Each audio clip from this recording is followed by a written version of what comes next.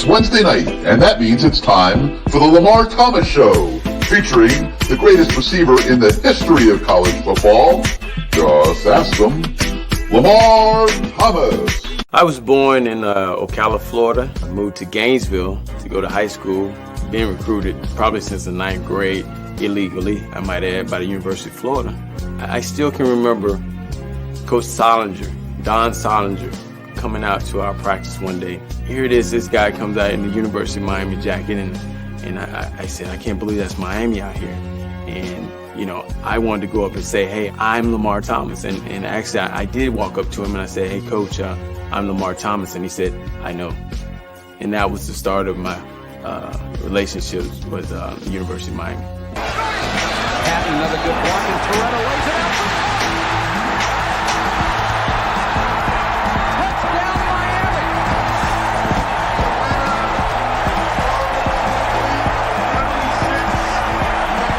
Miami.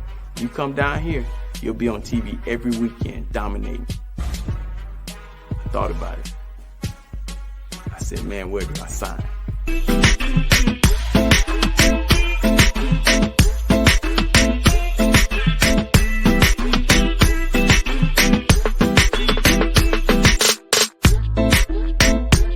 My mom, on Saturday mornings, I would wake up and she'd be holding my hand.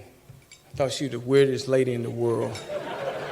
But she was holding my hands and she would be rubbing them and saying, one day these hands are gonna make you a lot of money.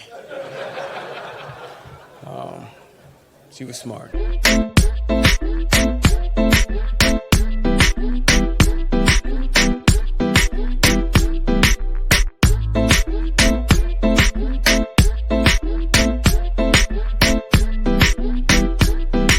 So now, here he is, the great one, along with co-host Gary Ferman of CaneSport.com, Lamar Thomas.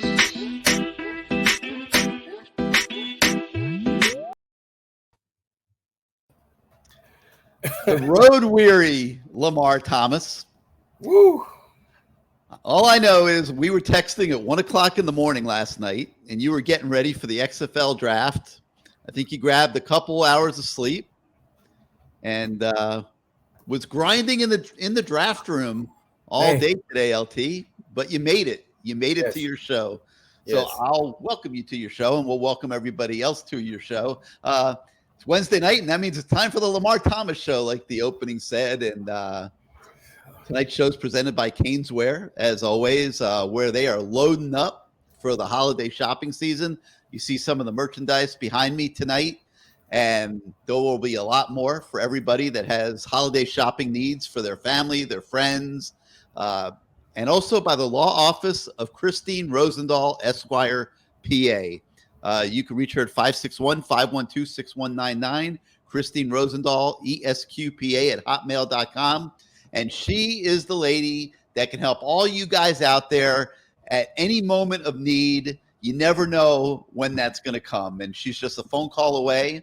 And Lamar will show you later, I'm sure. He's got the little black card that he keeps with him at all times. And Christine Rosendahl is your go-to lady for any legal needs that you might come across. And none of us ever want them. But LT, you just never know, right? You just never know. Oh, and through the wonders of technology, LT's got Caneswear behind him now as well. There it is. There's that black card.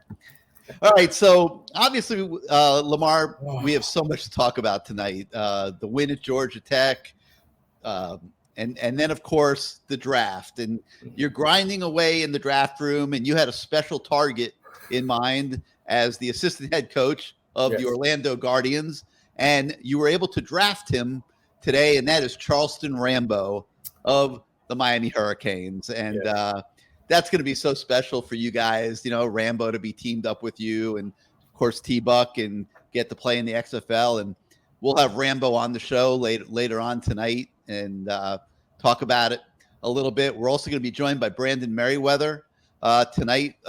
So we're looking forward to that. And John Beeson will also be in the house this evening. So action-packed show, LT. That's right. Where do we begin, man? Let's talk about Georgia Tech. All right. Such a great and interesting day in many ways for the Miami Hurricanes, but probably took care of business maybe better than they have in any game this season. Well, I like the play overall. I think, to me personally, probably the best game. Like you said, they played the whole season. They still make mistakes, but they were able to take care of a Georgia Tech team that was they're hurting a little bit too. But you knew that they were going to come to play because their coach, the interim coach, job's on the line. He's trying to maybe even get the job. It's the end of the season. They felt like they were playing a team that was just as wounded as they were. So they came out and they gave it everything they had, but Miami was able to pull it out. I think, my opinion, because we had superior talent. For once on the field, we had superior talent, and it showed with some of those guys getting to make some plays. You talk about the way the tight ends played. I even tweeted, as hey, man, Stephen Fields done a great job with those tight ends. They scored 2 touchdowns, and he's not just a recruiter. Even though he's a great recruiter, he's also a good coach. So, some of those things that showed up, I think Gaddis was able to find some mismatches and take advantage of it. I think probably one of his best games calling offense this whole year, and look what they were able to do on defense. They were able to make some timely interceptions, some timely tackles for losses. I just think that, again, in my opinion, this was probably the best game they played the whole year.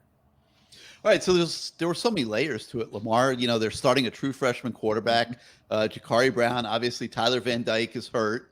Mm-hmm. Jake Garcia has mentally imploded, which was a total shock. But you knew it was something, because if you think about it, why would the Florida State game, Ja'Carri, be in there as much? Remember, the kid had just won the Virginia game. Am I correct? So, they didn't score only 1 touchdown, but he had just won the Virginia game. So, in my mind, I'm thinking, okay, so Jake's going to come out there and he has some momentum, but they played more Ja'Carri. So, 5 turnovers in the Duke game. Yes. 2 turnovers in his first 3 plays in the Florida State game. Mm-hmm. That's 7 turnovers, Lamar, in like little more than 2 quarters of football. When have you ever seen that before? You've been around football your entire life. And I think it's just got to the point where, I don't know what happened, or nobody had ever seen this in practice. Right. And we'll ask Rambo about it later. He was out there certainly last year with these quarterbacks. Nobody was prepared for what happened, but Jake Garcia suddenly became a turnover machine. He wasn't executing the offense properly. He's holding the ball too long. Mm-hmm. He's getting strip sacks galore. When he is throwing it, he's throwing interceptions.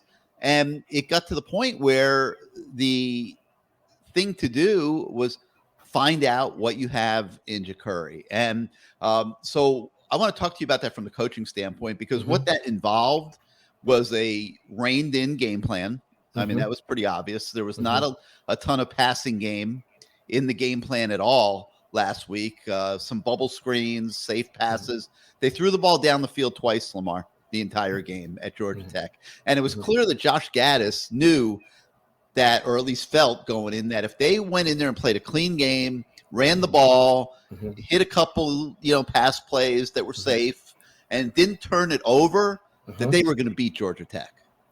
Well, definitely, he probably thought that, just from watching film and knowing what they were going through the whole year. But, when you play a young quarterback, as they did against Florida State, you don't try to give him too much. And if you saw Florida State, they might have had maybe 6, 7 plays.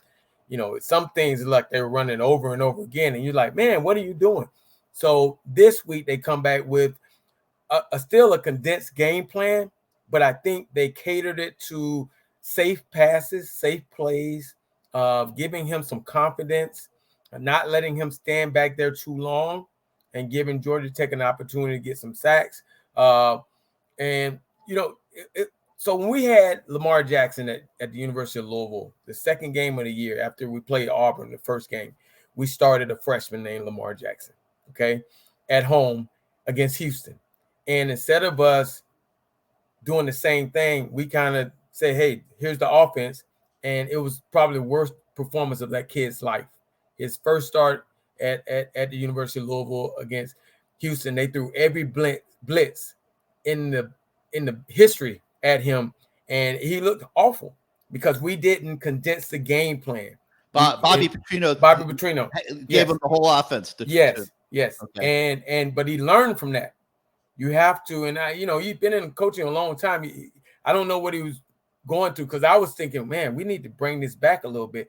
But he went into that game. Houston beat the hell out of us. They blitzed us every play. He looked confused, and it was awful. But as they brought the kid along from that point on, they gave him a little bit more, and by the end of the season, it showed against Texas A&M. So I think this is what Gaddis is doing now. I'm going back to the conversation I had with Frank Ponce, the offensive coordinator of the University of no, not the offensive coordinator. I keep saying that. The quarterbacks coach at the University of Miami before the Florida State game. He said, man, I really like this kid. I'm telling you, Lamar, this kid is going to be special. And I'm like thinking he's talking about Jay Garcia or something. He was talking about number 11. He's like, this kid can make every throw. He said, what we try to do, we know he can run. So what we try to do is keep him in the pocket in practice. Force him to make the throws in practice. And he says, man, sometimes you just go, wow, what a throw, because he has a great arm strength, great presence. So, and he even said now, he said, Lamar, I know you're gonna look at me kind of crazy for saying this. He said, this guy, I really believe, if he continues to improve, will be the next Charlie Ward. I'm just telling you what the man said. And I kind of looked at him like, okay. And then obviously we go out and we watch the Florida State game where he was running about 6 plays, and you're like, if that's the next Charlie Ward, you got to open it up. You should have been at spring practice and fall practice. Well, you were some, I know. Yeah.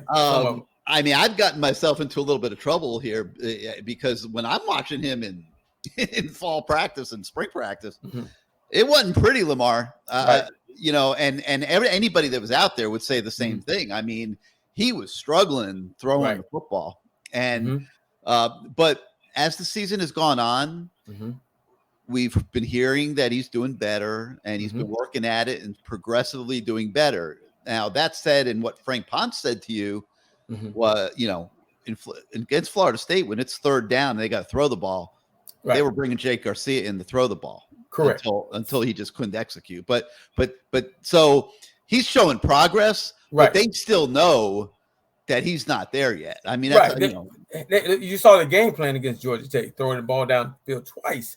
That's handling him with kid gloves. So with that being said, that was the right thing to do. Now, you fast forward to another week, everybody kind of knows that you're going to make safe throws, and we're going to see what type of game plan the University of Miami's offensive staff can put together. And this young quarterback who they are bringing along, that was great progress. Obviously the Florida State game was kind of unfair to him, going against a team that was they were ready to play, probably one of the hottest teams in the country right now. And they have to go in there and with a simplified game plan, basically 6 or 7 plays, it looked like to me. Maybe it was more, but it just looked like they were running the same plays over and over again. Correct. Yeah. And now, you have confidence. I always said this, man, when you, like in the beginning of the game, I always wanted to take that first hit, and get it out of my system, and just like as a freshman, I wanted to get that first catch. And then once I got that first catch, I felt more relaxed. For this young man, he got that first game against Florida, that real taste of that first rivalry game where you got hit, you got destroyed, and hopefully it'll make him an even better quarterback. Because, you look at it, when you're playing a game like that, I mean, what next? How for the rest of the year, those games won't be as big as that Florida State game. I mean, that was a big game. Now, it might mean more to beat a Clemson or a Pitt, but that game was a huge game for him to play in as a young guy. So it's going to be interesting to see where this goes from here. I don't know if Tyler Van Dyke's going to make it back or not. I mean, it's very much in question. They've been saying that he's coming along, but we don't know. Is that real? Is he really going to be out there? Is it deception to make Clemson prepare for him? We don't know the answer to that yet at this point. But going into next year is where this is going to really get interesting, because your number one priority has to be to get Tyler Van Dyke to come back next year. Has to be, just to, because you don't know where Jakari is going to be 9 months from now.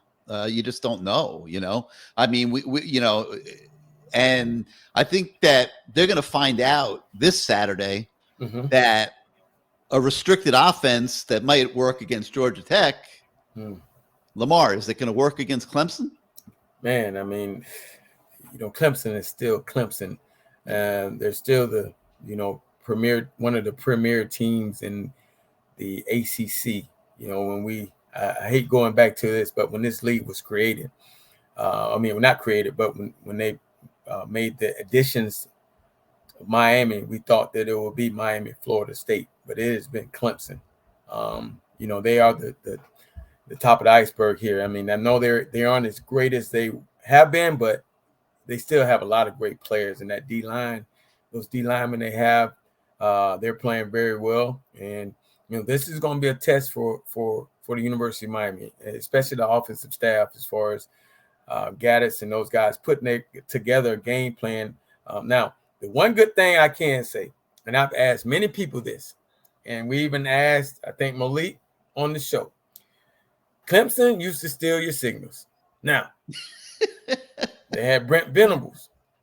I don't know. Maybe they ain't not stealing signals no more, because they ain't as good as they were with Brent Venables. So I don't know. Maybe it's starting to catch up with him. And Brent Venables was not as good as he was at Clemson.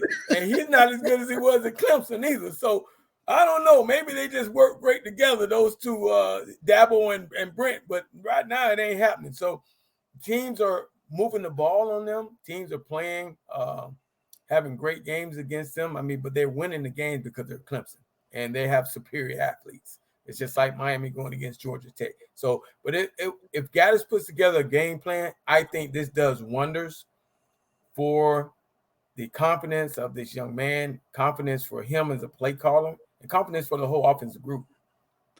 Yeah, I mean, it's going to be so interesting. You're talking about they went 9 quarters without a touchdown on offense. And they've had 130 yards passing each of the last 2 games.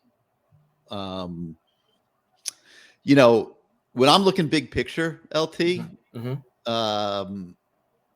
there's a lot that, there's some positives here and there's some negatives here.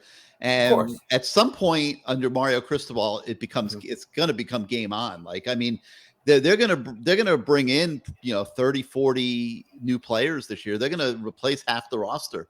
Right. And, at some point, Mario's going to want to turn the page. He's taken his lumps this year.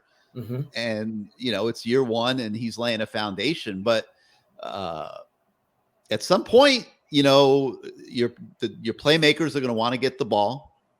Down, they're going to want to get your receivers, your tight ends. I mean, people get at me for talking about Will Mallory. Will Mallory's a decent tight end, and he has just had a waste of a senior year, Lamar. I mean, he's not doing hardly anything. He's catching an occasional touchdown pass. He had 0 targets in the Florida State game. He had 1 target against Georgia Tech. I mean, this is a kid that should be catching 6-7 balls a game. I mean, well, it's hard to be a target when the quarterback's running for his life now. Well, that's what I'm talking about. Yeah, and I mean, like, this is not a major college offense right now. Restrepo caught 3 passes for 10 yards last week. Colby Young caught 2 passes for 19 yards last week. They're not involved in the game, and. I think that they have. I think there's going to be a lot of layers to this as they move forward. Gary, not cutting you off, but the thing that I worry about with the 30 or 40 guys coming in, and this is where Mario is going to have to really, and that staff, in that whole building, are going to really have to earn their paycheck as far as team chemistry. Because when you're bringing this many guys together from all different places, if you don't have the foundation there, it could be bad. Because you're bringing these guys in, they got all different thoughts from everywhere else. If you don't have that foundation, that leadership there, and that strong coaching staff, which I'm not, I'm just saying, then it could be even worse if you lose 1 or 2 games, and it can implode inside out. So that's something to watch out for. And, obviously with this whole NIL thing, I mean, there's so many, like you said, there's so many layers to college football right now with the money and kids not being happy and transferring. And I mean, just Gilbert Friesen, 3 games ago, he says, "Hey, I'm out." Is he going to play in the game the next 3 games, or he just done? I mean, do you know, Gary? I don't know. No, he's not playing anymore. I mean, but I don't think Thad Franklin's playing anymore. I saw that. Keyshawn Shipp, he tapped out. I mean, the process is happening. Like, guys don't want to get hurt right before they go in the portal, for starters. And Miami isn't going to want them to get hurt if they know they're going to be going in the portal. And it's about that time of year, where some hard decisions have to be made. But and you want guys on that team that want to be there. That's where, I mean, this is today's college football game. We're just seeing it because we're seeing probably the bad side of it, because one, we do have a lot of NIL money out there, and we were the team that everybody was looking at going, dang. And it hadn't been a great year like we imagined, or not even a great year, not a good year. And so we know guys are going to be shipping in and out. So now it's like everybody's looking at us saying, and take, for example, Texas A&M, same thing. So people are looking at this program, people are looking at that program, and they're saying, okay, you got all this money, or you got these NIL deals, but you're not producing on the field. Well, for us, I just think that it's going to take team chemistry, getting the right people in. Obviously, even I like this coaching staff. I do. I just think that everybody now, the coaches are going to have to try to figure out these kids. They're going to have to try to figure out the new kids that are coming in, try to evaluate the talent, but also try to recognize and let the kids know who the leaders are in that locker room, and have, because you're going to need it. You're going to have so many different people in there from different places. You have to identify your leaders on that team and say, okay, guys, we can't be in the locker room all the time. It's up to you guys to get this right down here. And, it's going to be interesting to watch. So this quarterback thing is going to be as interesting as anything, because, Jaden Rashada, who was an Elite 11 quarterback prospect that had been committed to the program, has now decommitted. So they got a kid named Emory Williams coming in. He's going to be more of a developmental type quarterback, I think. So you're looking at next year, does Van Dyke come back? And, because of the way this year has gone, Lamar, we're sitting here a year ago, that kid's putting up 300-yard games every week. Correct. And a guy named Charleston Rambo and Mike Harley are breaking every receiving record at Miami. I mean, they were putting up some serious passing game numbers with Tyler Van Dyke, and he didn't just suddenly lose all his talent. Like, this year has been a disaster for everybody. So from what I've been hearing, there's a lot of conversation taking place geared around getting Tyler Van Dyke to come back next year, and he'll get NIL and the whole thing, and they'll keep developing Ja'Cory and just see where that takes them as they go forward. And of course, they're not going to stop recruiting quarterbacks. Okay. Let me ask you this: Ja'Cory wins one out of two of these games. He pulls us through to win that game. Does Tyler Van Dyke stay, or does Tyler Van Dyke leave? Because now we're in the same situation we were in coming into this year. I mean, you got to ride that wave. How are you going to tell the guy that just won you the Pitt game or the Clemson game or both, and you're saying, okay, now you're the backup? Everybody's going to be calling his phone going, hey, man, but you want to say the same thing I said to Lamar Jackson when he came on the visit. You're going to be a backup to Brad Kaya? Are you kidding me? Yeah, I'm telling you, Lamar, this is a tough deal here, man. Oh, like Lamar Thomas is on the Miami Hurricanes this year, and you're getting one target a game, and you're catching one pass for 10 yards. What's going through your head? Me? That's my point. Now, man, they don't. What would your new draft pick, Charleston Rambo, who rewrote the record books last year, be thinking if he was catching one pass for 10 yards the last few games? Yeah, I mean, this is a major problem. Oh yeah, for Mario and if Gaddis then there's the question: is Gaddis going to be back? Mm-hmm. And there are so many layers to this, Lamar. My thing is, I like guys. I don't really like a lot of movement as far as you give the guys a couple years to try to develop. I mean, even as players, you give them a couple years to develop, and you have to kind of know what players you're bringing in here and kind of mold your offense to them. And maybe he's taking some things out, and maybe he'll put some things back in. At that first year, their injuries, their guys, their O-line play, they're fumbling, they're not knowing who the key receivers are, quarterback play. There's so many layers to it. He even had to come down from out the box and be on the sideline. I mean, you're just trying to figure it out. This has been a tough year. Quarterbacks having 2-3 turnovers in the first 3-4 plays of the game. Who counts? Who says that's going to happen? Who knows that's going to happen? So, give the guy another year or two, and just see where it happens. I just hate the fact when I read, get rid of Gaddis or get rid of this guy, or, they just got here. Let them develop. Let them also learn. They have to learn these kids. You take a guy like Gaddis. Has he really coached kids from South Florida before? This might be a little different for him. Now, it's not easy coaching kids from South Florida. Now, you have to know them. They have to trust you. For one, you can't talk to them any kind of way unless they trust you. And you have to show them the fact that you can be trusted. So you can't go in there rah, rah, rah, rah, rah, rah. And they looking at you like, bro, who are you? Yeah. And so it's so these are things, and I always think this when I see guys being hired here, and I'm like, do they know what they're getting themselves into? You got parents, you got my South Florida parents. They're different.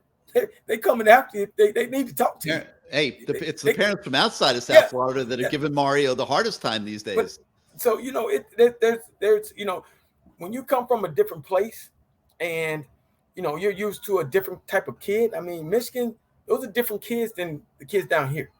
Of course you coached at Alabama, but that's structured. They ain't getting out of line. They ain't doing that. That's different. Okay, there's a coach to coach him, and the coach to coach him, and another coach, and there's all kinds of things layered there. This is different, man. This is different. So you kind of, again, you have to grow. He has to grow. These kids have to grow. You got to figure it out. We're gonna. It's like a puzzle.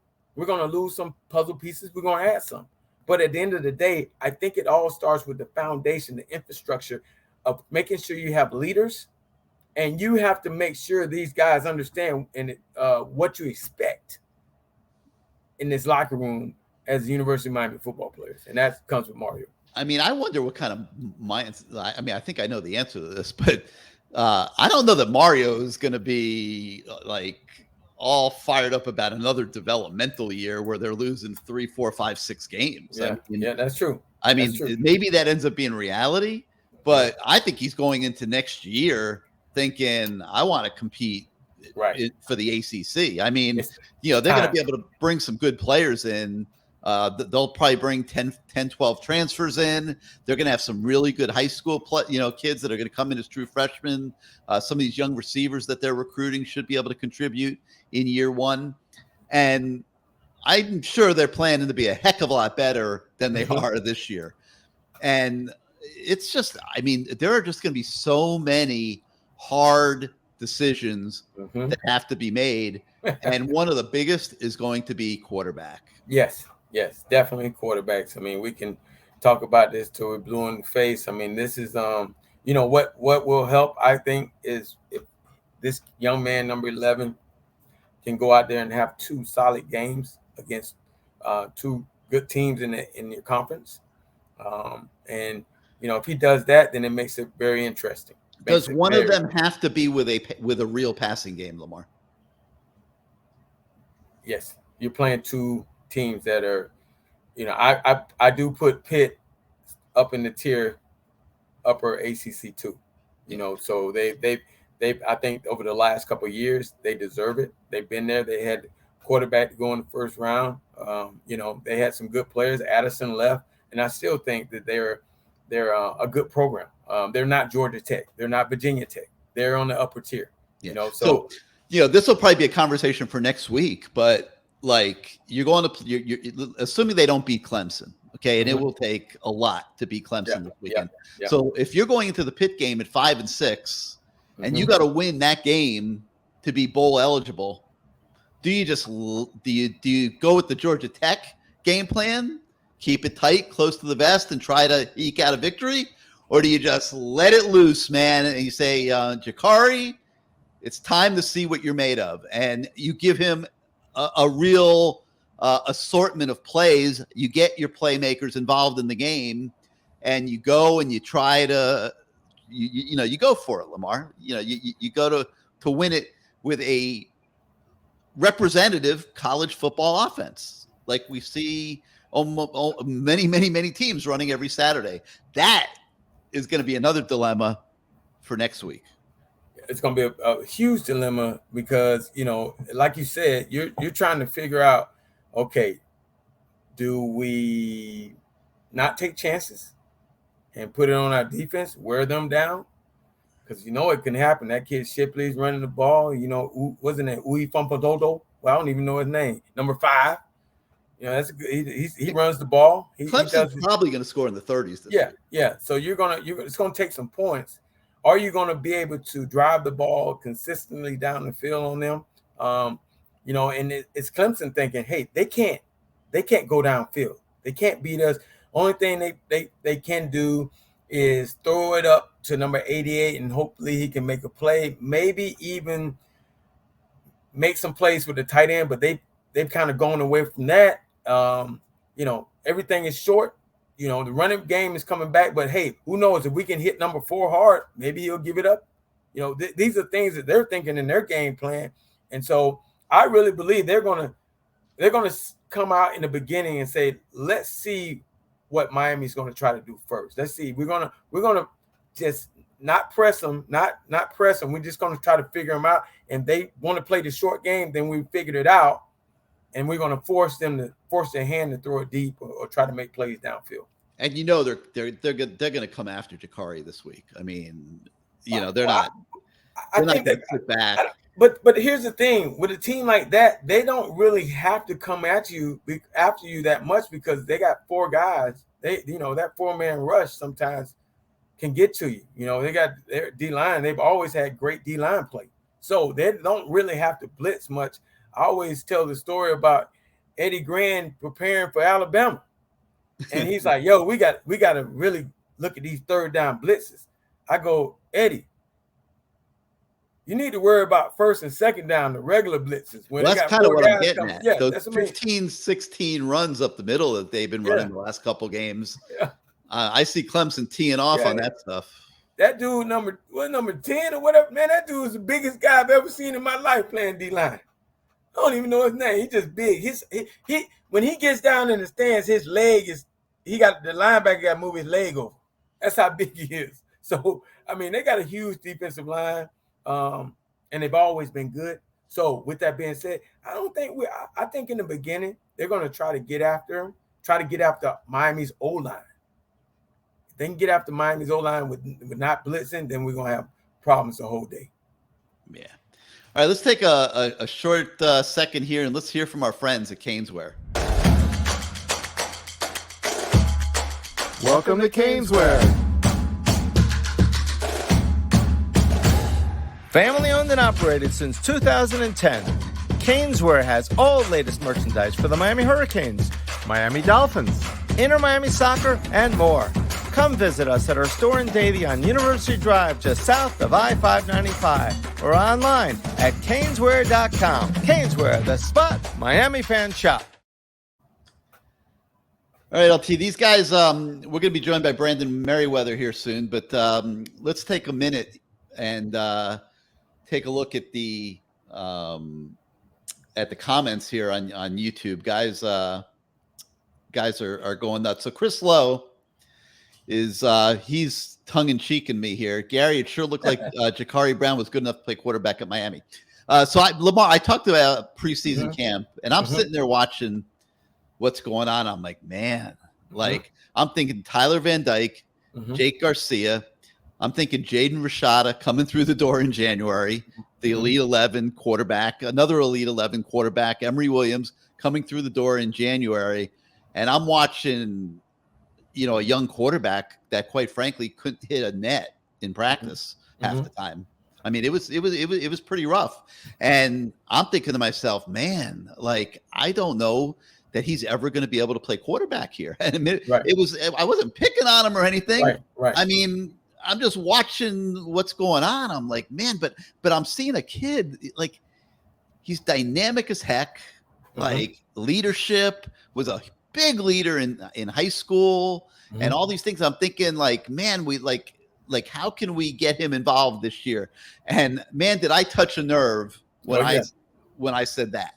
Well, it's kind of like Gary, you got to be careful sometimes. I mean, I know you're trying to put it out there, the truth. It's just like when I went out there and I told you, when I watched those receivers and I said, man, they stink right now, and they, 11 or 12 50-50 balls and no catches out there. I'm thinking, man, is our defensive backfield that great, or are we just terrible at receiver?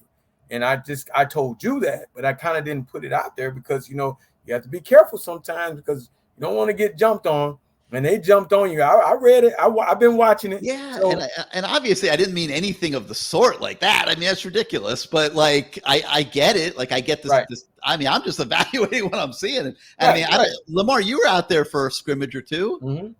I mean, would you agree with me that it was really rough? Yeah, it was the day I went out. It was rough. I walked away. I remember telling one of the guys, Kelvin Harris, who, by the way, said we're going to beat Clemson. I want to put that out there.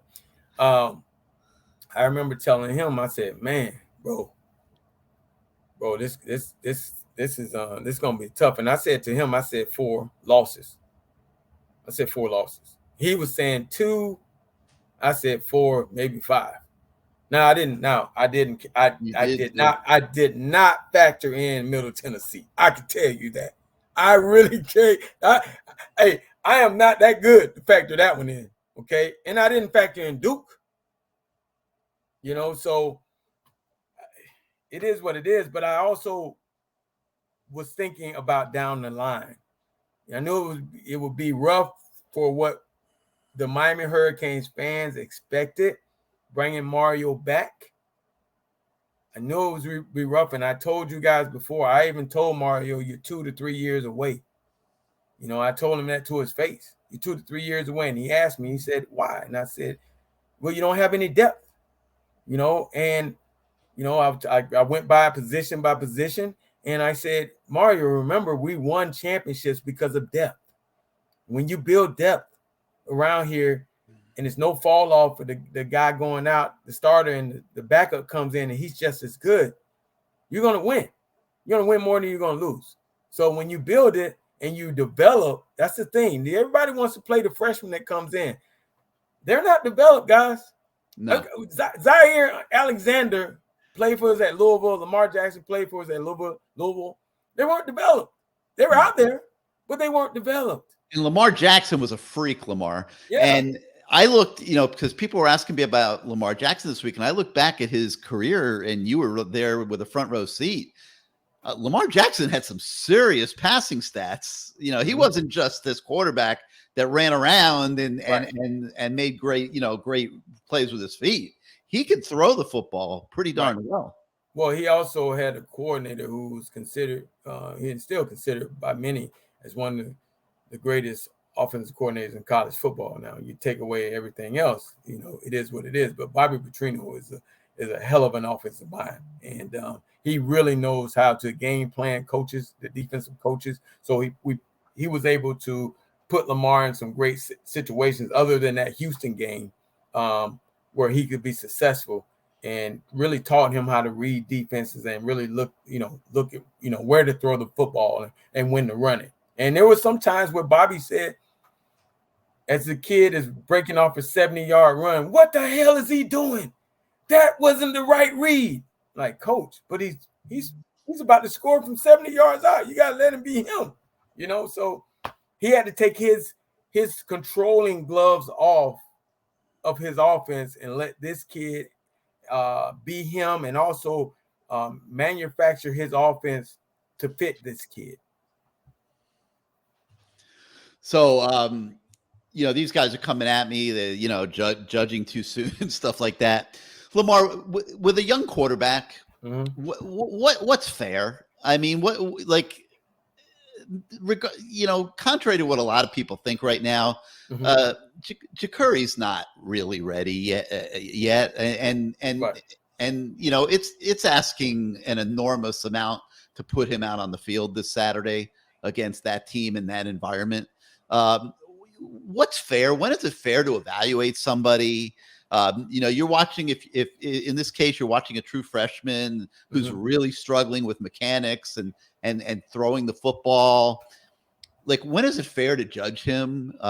When is it fair to expect, him to be able to execute more than what they're throwing at him right now and things like that? Like, what's fair? That's what I struggle with, because I don't look at football players as, oh, he's a freshman, sophomore, junior. I just look at them as football players, because true freshmen can come into college and succeed. I mean, it's not like it has to be, 2-3 years of development. You've been around a long time. You've coached. What's fair? Well, I think, for this young man, he has to go through another spring. I mean, but this whole process, what he's going through now, to play against a Florida State, to play against a Clemson, and to play against a Pitt, I think that's part of the development process with this guy.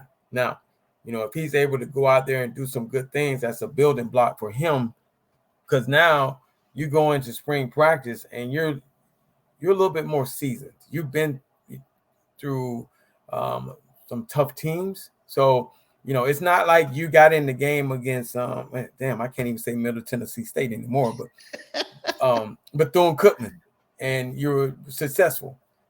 No, this is different. You got in the game against Florida State. You were able to, you did a couple things decent. Okay, that's building. You considering the game plan. You played, a good game against Georgia Tech. Not a good Georgia Tech team, but you play a good game. And who knows? You go out there against Clemson and you play pretty decent. And you win the game, or you go to Pitt, or you play Pitt at home and you're able to play a decent game and maybe even win a game. You're sky high now going into, don't forget, we win one of those games, you go to a bowl game, that's more practice. That's more practice, more reps, so it's going to be interesting to see. I mean, these next two games, I mean, that's this is why you want that opportunity to continue to get better. And, if he does, we go to a bowl game, that just adds to it. Now, again, like I said earlier, now Tyler Van Dyke is in the same place Garcia was in.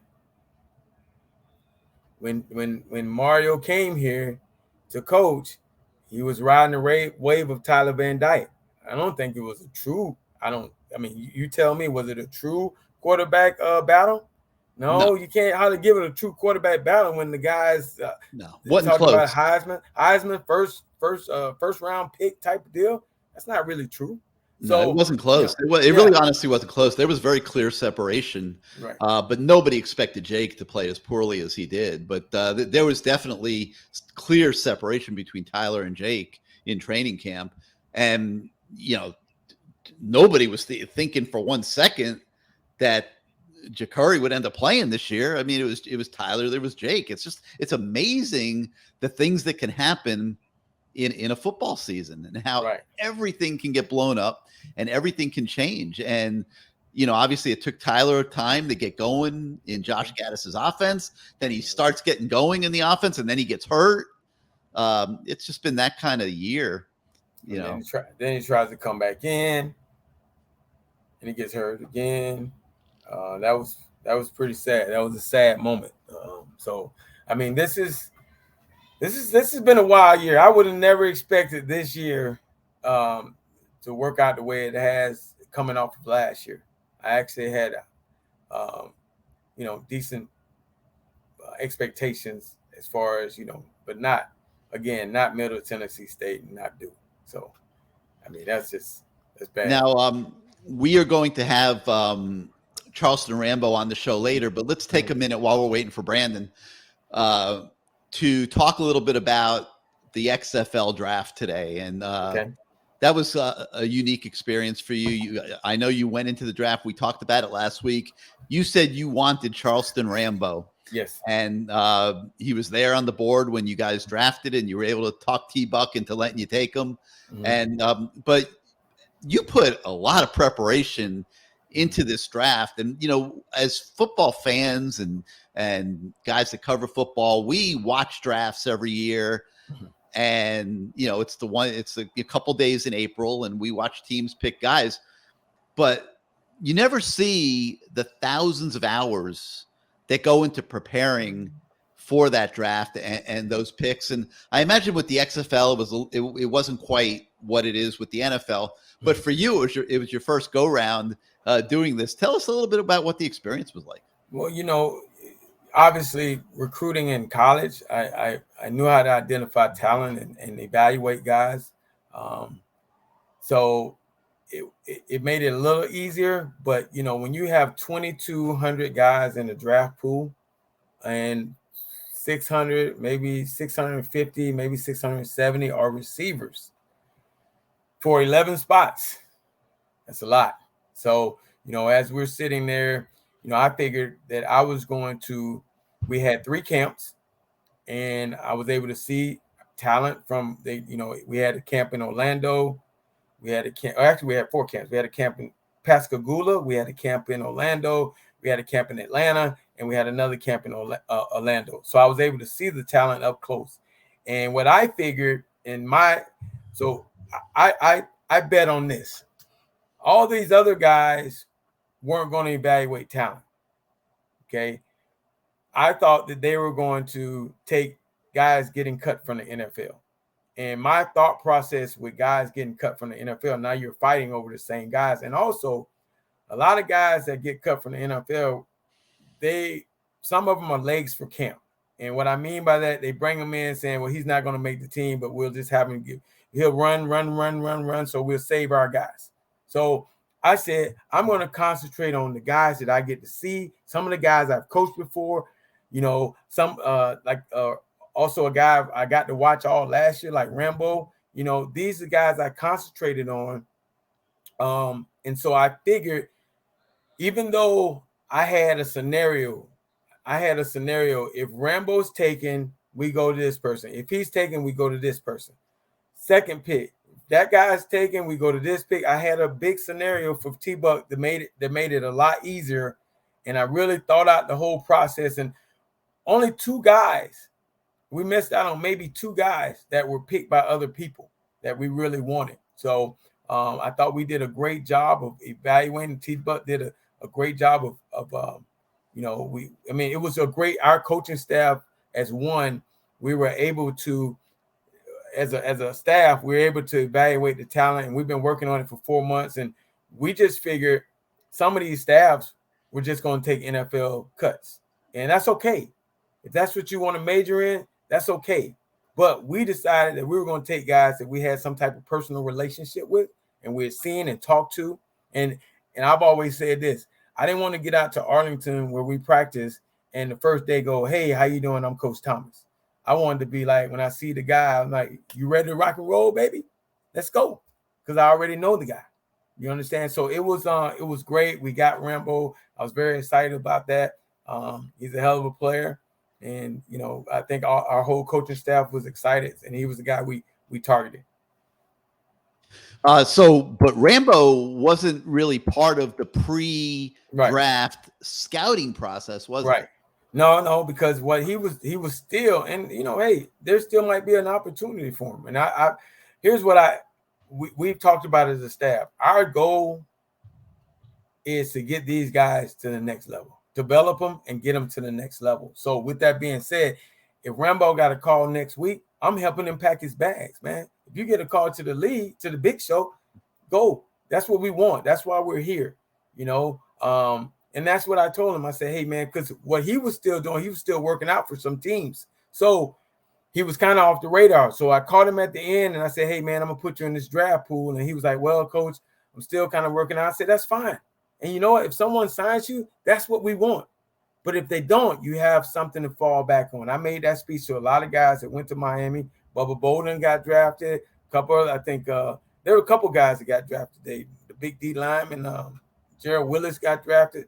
There were a lot. So, I mean, these were some of the speech I was giving to some of these guys. Like, hey, man, you have an opportunity to continue your playing career and develop, and your goal should be trying to get to the big show.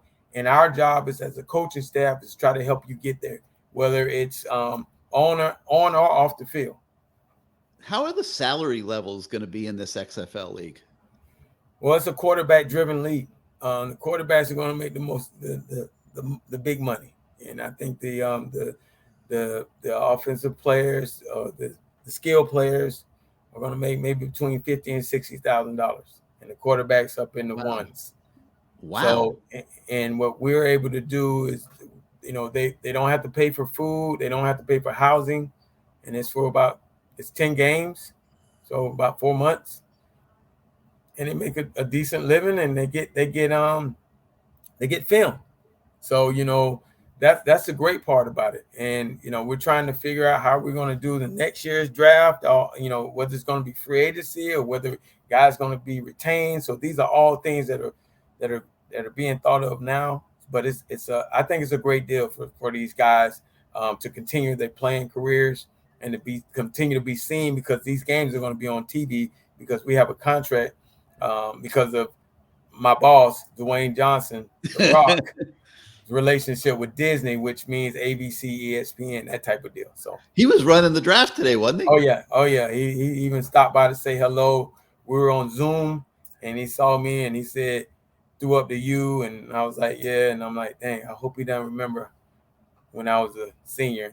I talked to him." So he seemed to be really enjoying himself. We're talking about The Rock now. Yes. I mean, imagine you're a backup defensive tackle at the University of Miami way back when, and now you're actually owning and running your own football league. Yeah. Kind of amazing considering that he's, how much money he makes doing movies and stuff like that. But obviously football is still in his blood, and it's a passion for him, and he had an opportunity here and he took it. Are you seeing that type of enthusiasm from him? Oh, man. This is him and Danny, his wife, ex-wife. They have a great relationship where, she is the president of the league, and, they're excited. They have their, the whole platform about being the 54. He was the 54th guy. That meant that he was the guy that didn't make the 53-man roster. And this is an opportunity for that young man to transition and try to get on a team, because for some reason, you're just not good enough to make that 53-man roster. So our job is to give you more experience, so that when you get a chance to try to make that 53-man roster, whatever you fell short in, some guys come from these schools, they don't know how to study, they don't know how to be a pro, and it takes a while to understand that. And if you're a late pick or not a high pick, they don't really have tolerance for it. So you get in there and you might have been a great player in college, but you don't know how to be a professional, and you screw yourself, because we always say it only takes one person in the building to like you, but it takes the right person in the building not to like you for your ass not to be there. So, it's so our job is to try to help these guys. And, it'll be many nights where, we're talking football, but we're also talking life. We have a lot of things we have set up for these kids, a lot of speakers coming in to try to help them. This is a development league, and they need to learn some experiences that we've had in our lives, good and bad. And we're bringing people in. I mean, it's going to be a great deal. Life skills. We're going to have life skills for these kids. So all the Canes fans around the state of Florida, do we flock to Orlando every week to watch the Guardians play? Did you guys come out of this draft in a good place in addition to Rambo? We feel real good about the guys we were able to get on offense and on defense. We feel really, really good about it. Tomorrow we finish it up with special teams. It might be a surprise on that one. And then we have an open draft where you can, so there was a skill position draft. The first one was a skill position draft, 11 rounds, where it was running backs, wide receivers, tight ends, and was that it? Yeah, running backs, tight ends, and wide receivers. Okay. And then there was a DB draft, where the secondary. Then there was a D lineman draft, a front seven draft, which had D linemen and linebackers. Then there was an O-line draft. So tomorrow, all those are 11 rounds. And tomorrow we'll have a special teams draft early in the morning, finishing up with an open draft where now you can fill in your roster. Because understand, so I have 7 receivers on the roster. I want to have at least 11 taken into camp. So it's guys, my phone has been blowing up. Everybody wants an opportunity. Everybody wants a chance, and I definitely understand it. But it's only a minimum, a bunch of spots. So, have to be very careful about who we take because we got a lot of guys we want. So this has been a fun process. This to me, this helps me as a coach. I really believe, because now I've seen the other side of building a team. This isn't just where you show up and you got a coach who's there.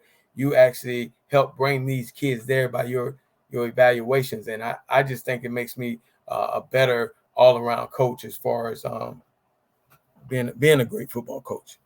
It's got to be so cool for you just, to be going through this, Lamar. I mean, it's such a, unique experience. What about quarterback? Who's going to be throwing to Rambo?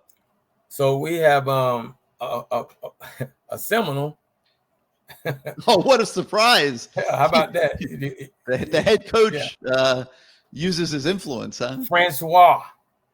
Really? Francois is our quarterback. And wow. Quentin Dormady is our backup for right now. And so, but we, the crazy thing is, so we were able to pick these guys, and they signed their contracts and all that other stuff. So we knew who our quarterbacks were going to be. They sent them to an Elite 8 camp or whatever it was.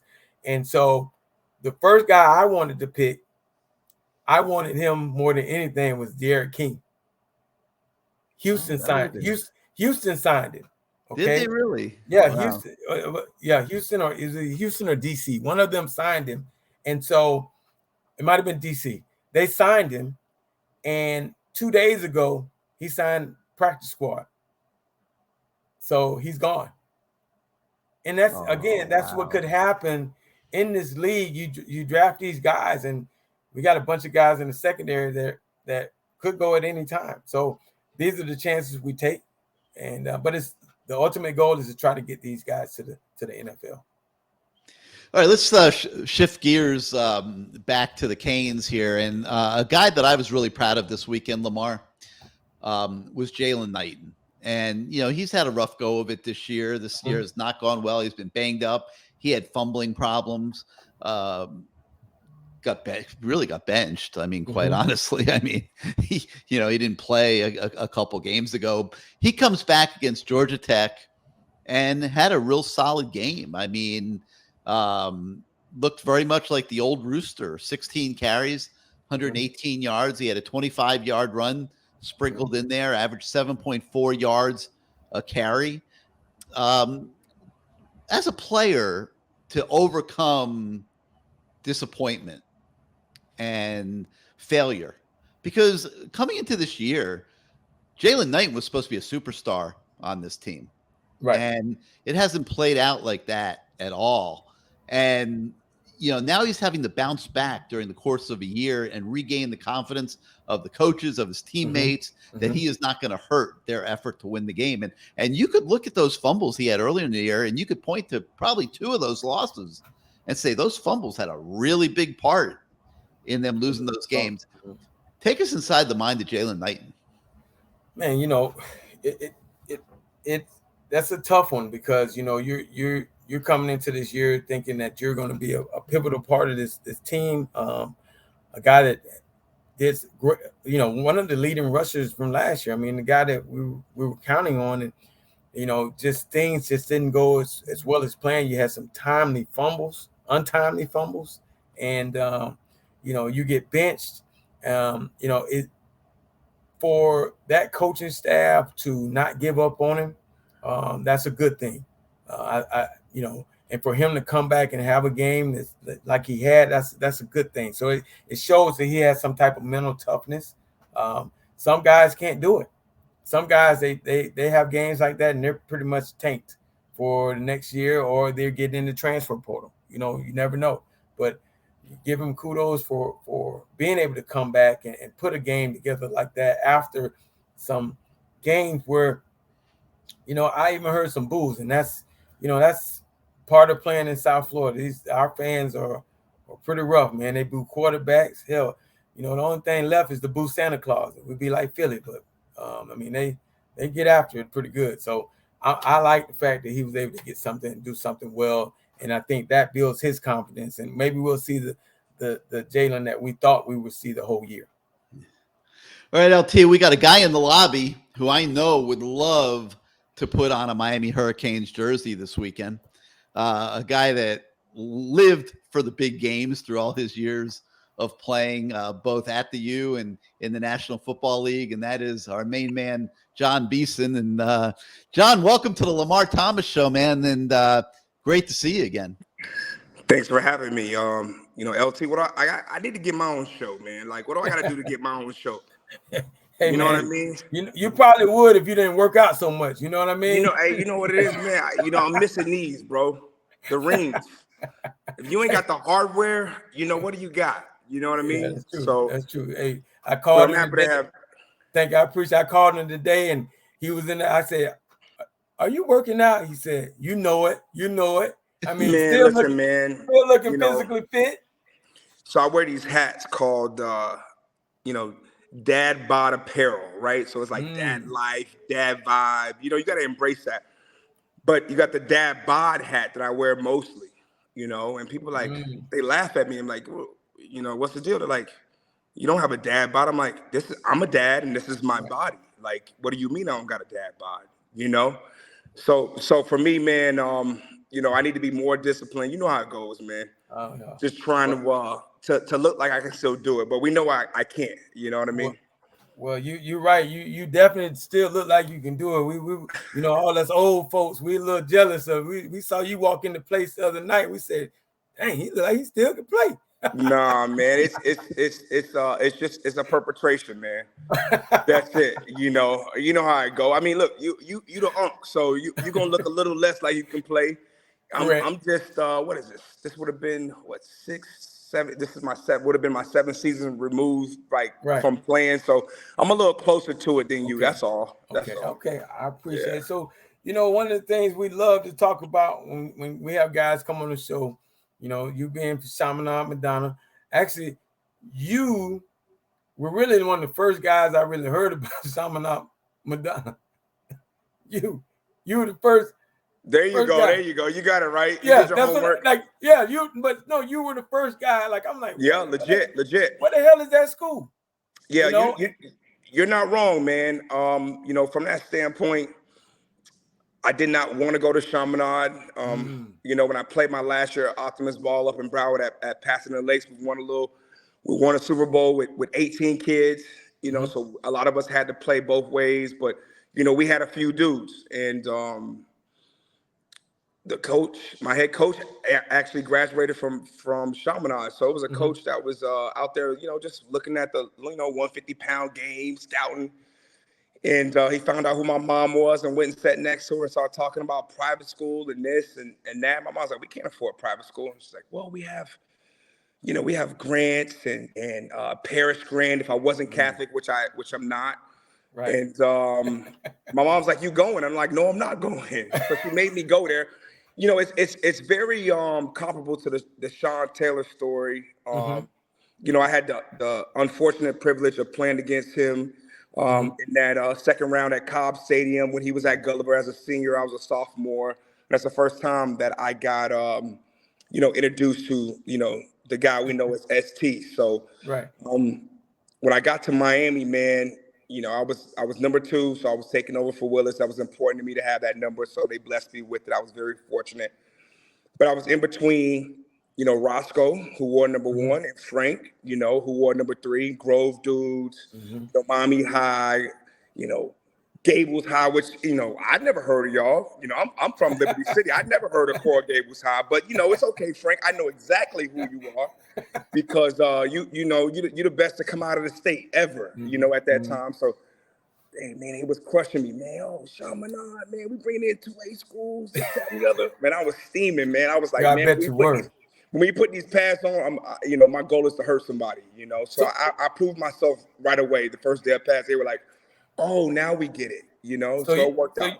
So you had that chip on your shoulder. You had that chip on coming from a 2A school. Yeah. And, look, LT, you get it, man. I mean, like I said this, you are that, right? Like prior to what you guys were able to establish at the University of Miami as a standard, like being able to come in and be the first to do something is one thing, but once the standard is established, it's like, yo, if I don't fit the bill, they're gonna call me out on it. Like we know the legacy of that, but going out there, putting your pads on and earning it the way you should is the reason why I went to Miami, because there was greatness. The goal was never just to be good, it was to be great. So at that time, back-to-back national championships, we know what happened with the fiasco and the fiesta, as I like to call it. And it was the main reason why I chose to be a Hurricane is purely based on the fact that they did it a different way. They wanted to be great, and that was my goal, to come and win championships, and that was it. So what other schools were chasing you, as I would probably say? What other schools were chasing you that you were maybe running it through your head about? What other schools? Well, I'll go on record and say that I was a Seminole fan growing up, and it wasn't because they were better. They were just in the 90s, we had a little pause on the greatness, and then we got it right back as soon as they let us play again. We'll just say that, So early 90s, between Peter Warwick, Charlie Ward, Derek Brooks, those guys, they were they won 93, they won in 99. They shouldn't have won in 99. We know that, right? But for me, that was the school I wanted to go to. But the difference was, based on the recruiting process, I looked at the sense of family, right? Like going to a small private school where we had 24 seniors, it reminded me of Chaminade, where we didn't have great facilities. It wasn't about the glitz and the glam. Like, we put the work in. We would play anybody. We play 6A, 5A. We didn't care. Mark Guandolo, a disciple of Don Solinger, coming from, playing for a state championship at South Ridge in 98, in 99, I'm sorry, comes to be my head coach my sophomore year at Chaminade because it was closer to home. And, taught me how to win, how to prepare, how to outwork people. And I was very much attracted to guys that were about that, and not so much the glitz and glams that look good. That doesn't win championships. Well, since you admitted, I'll admit something too. I grew up a huge Gator fan. Oh, that's even worse, man. Come on. But you got to understand something, man. I grew up in the shadows, I mean, I'm on Cali Gainesville. That's all I knew. But okay, I'll give you that. Just like you, it comes a time, and this is when coaching college football, you talk to young men and you say, hey, man, you have to make a decision for what's based upon what you want out of the university. Right. Okay. And for me, it was similar to what you just said as far as going to a school that was small. I didn't want to go to a big school. Let's take football out of the equation. I would go to these schools on the official visit and say, take me to your largest class. And they take me to these big old auditoriums. And I'm like, whoa. 200, 300 students, And we go to Miami, it's like 45 people in the auditorium. You're like, or a regular class, 13 people. Right. So for me, just like you, it was like a big high school. And that was the attraction, one of the attractions to the University of Miami that I felt that, okay, well, Florida, it's a big old school. Plus, they don't have no quarterback, and they got a guy named Emmitt Smith. I think I probably need to go down south. So Hey, listen, you made a great decision, and obviously I'm grateful. I look at pioneers of the sport in general. The Jackie Robinsons, the Muhammad Alis. Guys who paved the way to make it fashionable to say, hey, look, this athletic path is one that you should travel. And I look at some of the guys that are relevant now. They forget to thank the people who came before them, whether it's their parents, a coach, or players. Like Sean Taylor was one of the main reasons I wanted to go to Miami. I was a big safety. I wanted to be the next Sean Taylor, like the way he played. I would love to play like him. So those guys paved the way. Guys like yourself. As we go back in our history, and then you get a taste of the history, you're like, man, these dudes did it the way I always wanted to do it, the way we thought we was trying to do it at Chaminade. And now you look where Chaminade is now. Like, whether my picture's up on the wall, paintings on the wall, things are named after me, and it feels good. But to see the young guys that come after you, you realize that like I had a standard, and they're upholding that standard. And my entire time at Miami, that's for the great, the ones that want to be good. It's never not apparent in your mind that you have a standard to uphold based on the dudes that came before you. You paved the path. You made it easier for the transition, because like, you get a guy with that you on the side of his helmet, you know what you're getting on Sunday. No matter what round, right? How many times they try to test you in the league about that? As soon as you got to camp. Listen, I'll tell you this, man. Being in Carolina, it was not a prominent fixture in the league. We were not that, right? We were 25th ranked media market out of 32. But I tell you what, even when we were down, the U was down. On Saturdays, we getting ready to travel, or we're doing a walkthrough before we have a home game. Everybody watching the college games, and why everybody at my locker, bro? We not ranked number one. Why y'all coming to my locker talking about the U? Oh, you went to Georgia, you wanted to go to Miami. You went to Clemson, you wanted to go to Miami. You went to Bama, you went to I was always a fan. I was scared.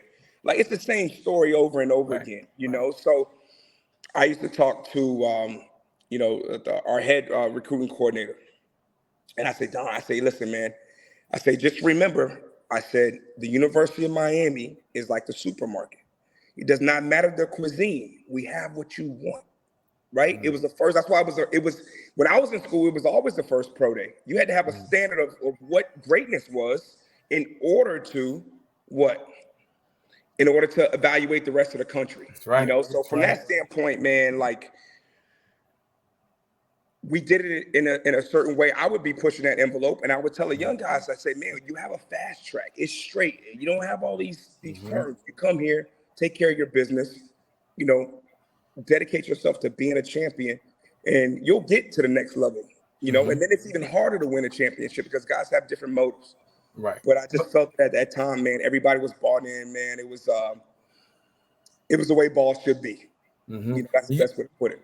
You think back and you think about getting there, and I said it earlier, we talked about the infrastructure, the leaders in the locker room, the culture would not allow you to be anything but successful. That's it. Or we're gonna weed you out. They're gonna weed you out. You're right. Weed you out. So I came in a unique time, and I'm sure you felt this later in your tenure at Miami, where it was the guys who were kind of coming in off your back, right? Like yeah, y'all coming to the U now that we ranked, every year in the top 5. Like, we winning championships. Whether they vote you in or not, we know who should have been in the game. Right. And to be there as a freshman, and not to actually have the full experience. I got hurt early in the season, so I missed most of my freshman year. But through camp, the first couple of games that I was able to be a part of and playing, starting on special teams as a true freshman was kind of the goal. And to think we had 6 first-round picks. There was, I would say out of everybody, and maybe the other guys might push back on this, but the dude who was the guy was Big Daddy. That's what we called him. Vince Wilfork was the guy, And was Vilma the leader as a Mike backer? Yeah, DJ Williams, Sean Taylor, Kellen Winslow, Big V, like Big Vern, like it was dudes on that team. And then if you look at what transpired from that year, you got 19 other first round picks. Now, and it's not necessarily about being a first rounder. When much is given, much is expected. You're expected to come in and lead. So when you draft a guy that high, you expect him to do his job, but also do his job in a way to motivate the guy next to him. So, man, as a freshman, man, you didn't speak. You just, you walked on eggshells because it felt like that. But they were showing you if you were aware, you're receptive to like what's going on. It was paid for you, and all I try to do out there is go out there and knock a dude's head off. And if I did that, I would get respect right away. Like I said, it only took one day of pass, and then that was like, okay, he good. He good. Offensive side, the defensive side. We talk about freshmen coming in, and this guy's gonna come in and play and all this other stuff.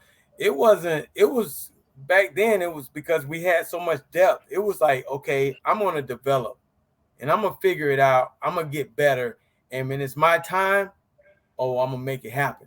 Yeah, and that's what you expect. I mean, many guys didn't expect to come in and play as freshmen. I mean, maybe special teams, but not to be a key contributor. And that's where the program was. And when you start bringing guys in as true freshmen and you expect them to play, that means you got some serious issues, some serious holes in your program. For sure. The transition should be based on the guys who are fortunate where you stay within the same scheme, whether it's the same OC or the same DC for multiple years. And now, you're 2-3 years into it. And now it's your time. Like you look at these great players, whether it's a Sean Taylor, let's just say that entire 6 first round picks, none of those guys started as freshmen. That means you have a program that there's no way in the world you should be playing. And I said this to Michael Pinckney, who started as a freshman, to Shaq Quarterman, who started as a freshman. I said, failed you. You shouldn't have been ready. You're 18 years old. I said, here's how I'm going to make you believe what I'm saying, because you think you're the man. Okay. Lamar, were you better at 18 or 21 or 22? No question, 21, 22. Every player, it's not even close. I don't care. Developmentally, I don't even care how the transition was for you. Ultimately, when it comes down to it, you would be better served at 21 than at 18. The game slowed down for us. Yes. Because now we understood the game more. Yes. Right? The speed, the training, all of that comes, to the precipice at one time. Now it's your time. Everybody not DJ Williams. Yeah. You know what I mean? They're guys now. There's some dudes. Come in. There's some dudes. And that's, they're dudes. But there's some of these guys that I'm looking at, these guys come in as freshmen, and even college coaching, you got these freshmen, and I'm going in the house to talk to a kid, and he's telling me, yeah, coach, I'm expecting to start as a freshman. And when we all said it. Yeah, I mean, not here, bro. Like, I'm like, I'm not gonna lie to you. Yeah, I mean, if that's what you think, well, you got to show. It's a 80-some dudes on the roster. You got to prove that too. That's it. And what? I never had that conversation. The lesser schools, hey, you're gonna come in and play right away. Yeah. But that was never a conversation between Coach Coker, Randy Shannon, Mark Stoops, who was the DB coach at the time. I was a safety. Obviously, choosing to play safety over running back. Mm-hmm. And, I tell people, I was like, Sean Taylor was a starter, 5th pick, maybe the best dude to wear pads from my eyeballs. Mm-hmm. Mm-hmm. Brandon Merriweather, consistent All-American, first team, was the backup. And then there was a guy named Marcus Maxey who was deciding if he was going to play corner, safety, 6'2", and was mean and was real. Maybe, it took longer for him to fit into the scheme and really find a place for himself. But listen, I'll tell you one thing about Marcus Maxey. If he's not 1, he's definitely 2. The number 2 dude I would take with me in an alley. Like he that kind of dude, and he ride with you like no matter what. That's who he is, regardless of him being a 5th round pick or whatnot. Like moving a corner, but Mark, he was a beast, and I said, yeah, I'll sign up. I'll be 4th team as a top recruit in the country, go anywhere, because greatness was the standard. You can't fear that. Greatness is revealed. You earn that. Now, one of the viewers, they say, remember Beeson putting a hit stick on Jason Witten. One of the best, most violent hits I've ever seen. Listen, I'll say, Witten is a GOAT. He's mostly a GOAT because he's a Cowboy. Right. And, when you get that star on your head, we tell a play that when we had Mike on here right now, boy, Mike probably, hey, Beast, man, don't disrespect the star, but that star got power. Yeah. That star give you 2, 3, 4, 5 tiers up, especially the way Mike did it. And you want to play your best game against them guys. You want to play, man. So he was formidable, man. Consistent, which that's a number one pat on the back to give any player. When you consistent, that means I know what I'm gonna get, and I'm gonna get it every play. Most players, you can make a play and then you don't see a guy for a quarter. Right. He's not a great player. So Witten was very much that. I had a chance to run into him later in my career when I was, mostly banged up, man. But the way you play, Lamar, especially on the defensive side, man, so much of it is truly about effort. Offensively, you can scheme it up and coach put you in a great position and it's easy. You don't get touched. That's how you want to score. Yeah. But for me, likely, it's getting off a block of a man who's bigger, tackling the back who's probably stronger or faster, covering a receiver who's probably faster. And then there's no breaks. We don't do this. That's the offense. That's wide receiver, running back things. You know what I mean? Yeah. So if you get an opportunity to make a play, man, it feels good. But you got to keep fighting for it because the guy on the other side is really good too. Now, I saw you at the game. Well, I saw you before the game, where we had a chance to meet on South Beach and brotherhood with the NFL alumni. Some Florida State guys and some Miami guys. Yeah, we had big dudes that, like I said, during that era, that 90 era, in the late 90s, we can say who was there, like Snoop Menace, man. Like one, he's from here. He's crib. Yeah. But man, player, bro. Player, so I was in good company. So I wasn't gonna miss that because I like to soak that up, man. And now that I can't do it no more, I like to live vicariously. Yeah, everybody that got a ring but me, you know that. And Edge ain't got no ring. He got that one ring. But he got the real ring. He got that real ring. And he got that head too, like that. Yes. So it was fun, and we actually were talking, and we were going back and forth with the Florida State guys, bar none, William Floyd, whatever. We're just going back. To respect the rivalry, okay? Correct. But there's no way we thought what I saw you the next day. Your look on your face and the look on my face, we did not expect what we saw that next day. Listen, man, when you got a score like that, and that's any game. I don't care if it's little league, high school, college, pros. When a score is that lopsided, half of it is effort, and effort is associated with quick. Great players, regardless of who they playing against, they're not gonna quit. If you knock me down and you better than me, the next play I'm gonna try to get you back. If you knock me down again, guess what? The next play I'm gonna try to get you back. I'm not going to quit. And I went back. This is the only game all year that I've gone back and watched it because I want to watch every play. I want to rewind. I want that, we say the eye and the lie. Gary, we say the eye and the lie don't lie. You can rewind it. We know how you were moving, your intent, and coach knows you. Are you sprinting? Are you jogging? You loafing? Do you believe? Are you quitting? And a score that lopsided is based on quit. It's just conceding and saying, I give up. And they continue to just execute, not so much being physically better or even schematically better. The scheme was based on the inability to make adjustments based versus gap scheme runs where you're pulling guards and pulling tackles and setting the edge. And nobody wanted to set that edge. Little things. And then the physical bust of when you're in space and you have the ability to tackle a guy missing. Offensively, you run a quarterback draw, but your receivers are running routes, and they don't block the nickel or the dime or the outside backer who's in the apex, who makes the tackle on a 3rd and 7, and he makes it at 5-yard gain because you could have been blocking him. Like it was a disconnect in all 3 phases.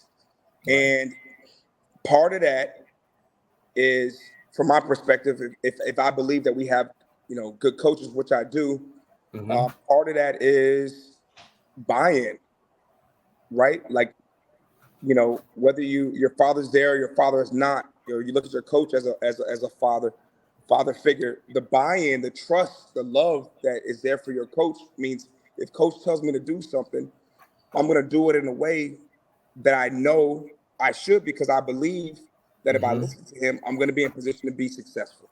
That's right. That's kind of where the program is now. And I'll say this, not so much about great coaches, but in general, coaches who are vetted. They got skin in the game. They got history. They got street cred. I believe that great coaches evaluate talent and put that skill set in position to be successful, even if it's not their scheme. You got to come in and you got to evaluate and assess guys and say, what can we do well and what we can't. It can't just be what you do. A great example of that would be Cam Newton, who had the fortunate luxury of being drafted during the lockout, where our guy Chubb was the offensive coordinator. We know he's a guru. We know that playbook is about this thick. About this thick. And with no OTAs, no training camp, all that, with the lockout, he was able to implement this much. So we're going to take this much of what I want to do, and then we're going to take this much of what you did at Auburn when you were the best player on the planet. And we're going to get you rookie MVP. We're going to throw for more yards than any rookie in history, more touchdowns. And I'm talking about the first 2 games. It was like, Cam can't do any of this. He can't do any of this mentally. Physically, he's just a running back, in a big body. And all he did was go out there and showcase what he could do well. That's a great coach.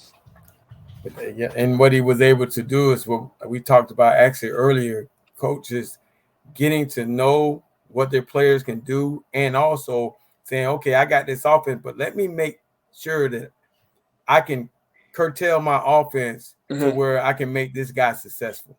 And maybe it's not even my offense. Maybe I try something different to help him Jakari as far as Brown. knowing the player and making him better. Yeah. I mean, and part of that is, I'll give you an example, and I don't want to compare TVD to Mac Jones, but I will say, Mac Jones won a national championship, never lost a game, highest completion percentage, 10th pick. We know all that. Bill Belichick said he's worth a 10th pick. Guess what? He's probably a good football player. But it's a little different when you throw into Waddle, when you throw into Devontae Smith, the Heisman Trophy winner, who you're second best, the offensive line where all of them went first round, the running back you handed it off to, I don't even know who was there. It doesn't matter. It don't matter. It's a little different. Yeah. It's a little different because now you doing your job from a singular perspective is just on you. That's what everybody else's job is, not quarterback. At quarterback, you expect it to make everybody better. Right. But you look a little different when you get to the Patriots and you don't really have nobody to throw to. The offensive line is not that great. The defensive line, the defense is not as good as it's been historically under Bill Belichick. You don't look so good, Mac. You don't look so good. And we've noticed that the new age of the evaluation process, especially at the quarterback position, is I need to get me a guy who's athletic. Like I see Pat Mahomes scramble. He never has negative rushing in a game. Josh Allen, he scrambles. These are guys who are like, oh, they have great arms, but they can have the ability to also do something extra. Extend the play.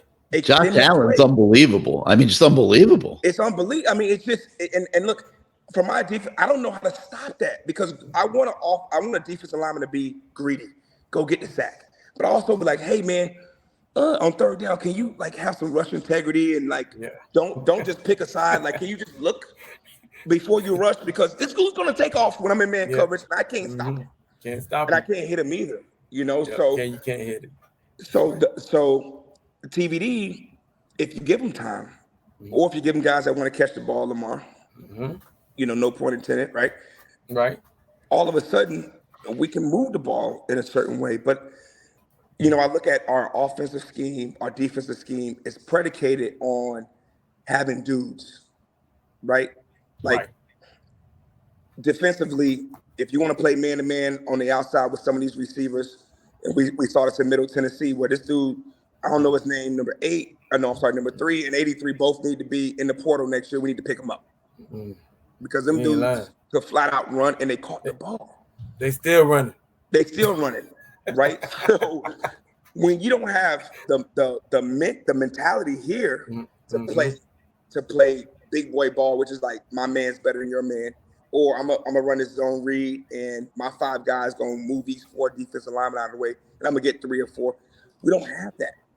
So you have to scheme in a way that will put these players in position. One, they were 8-4 before, so we know what they can do. So we should be evaluating them.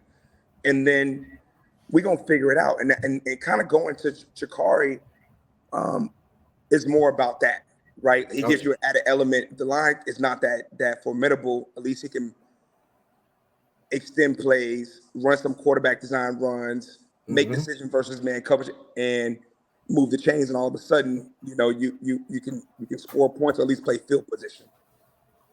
You know. Well, man, I tell you what. One thing I realized about sitting at that table with you, you know ball, and you love ball, and you love ball, and you love ball, and that's to me. That's why I wanted you on the show, man, because I know you're going. It's easy to talk to you because you passionate about the University of Miami, you're passionate about ball, and you're passionate about life, and that's a great thing, man. You know, enjoyed having you on the show. Love to do it again. I just hope that the next time if we do this show again next year, have you back on, it's in good times where we can talk about how good the program is instead of what they're lacking. Right. I mean, you know, that's where we're at, right? Like all we can hold on to is the fact that we believe we have intent, we have mentality within the coaching staff, and we need players that can buy into that. You know, to never say die. And LC, man, I mean, I'm so appreciative. I'm always paying it forward. You know, I was able to have a successful career because of, I truly believe that the path over, you know, a decade and a half, 2 decades was we do things differently. You know, it matters more. We care more. We prepare harder. And ultimately, you know, football is a 1-2 sport, man. And our 1-2 was always greater. So if it wasn't the Zebras that was going to screw y'all out of it, or at least even when I was in school getting screwed out of it, we know we did enough, you know. I appreciate that. Hey, Beast, one last question. I thought it was a great question. I'm looking on here. Someone, Pinellas Kane said, Lamar asked Beeson if he wants to coach one day. All right, so I'll try to be as short as I can. Okay. An article came out after the first Paradise Camp, and there was a top 10 of former players that would be the best candidates for coaches. And you know, I don't see nothing, man, because I'm not really socially tapped in. People got to tell me so. So I get a text message and someone sends it to me. I click on it. So I'm strolling through 10, 9, but number one. I was number one. And I said, man, I don't got no desire.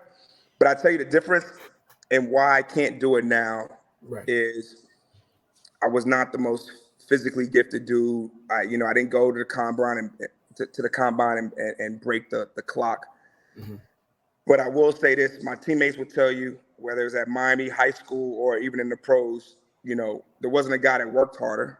Maybe a guy worked as hard, but nobody worked harder. I got to pay homage to my teammates that really got it out the mud. But the reason I can't coach is because the game that I've watched now is not the game that I played. I got rewarded for being a try-hard, Rudy dude, if you was an inch off the ground, Lamar, I promise you I'm hitting you. I'm not running my ass all the way across the field to pull up because I should be nice to you. Right. Or you don't want to be fined or kicked out the game. You don't want to be fined. The game has changed. It's no longer what I know football to be. Right. So that's why I can't coach, because the way I would coach a kid and how I would coach a kid, I'm gonna be honest with him. That means I love him. So I can't not push him to be great. I'm not gonna tell you don't pull up. You don't pull up. You use your helmet. Okay, that's how you protect yourself. If it protects him, that's his fault. Get his ass down. You're right, Coach. You might not want to be a coach right now. So that's why I just hang out in the stands and I just cheer, man. I try to mentor, the knowledge from the mental part of it. But to tell a kid, hey, you can't do that, I'm like, man, what do you mean? If that wasn't the case, that's why they like me. That's why they like this, right? Because I couldn't do it, so that's why I'm not coaching.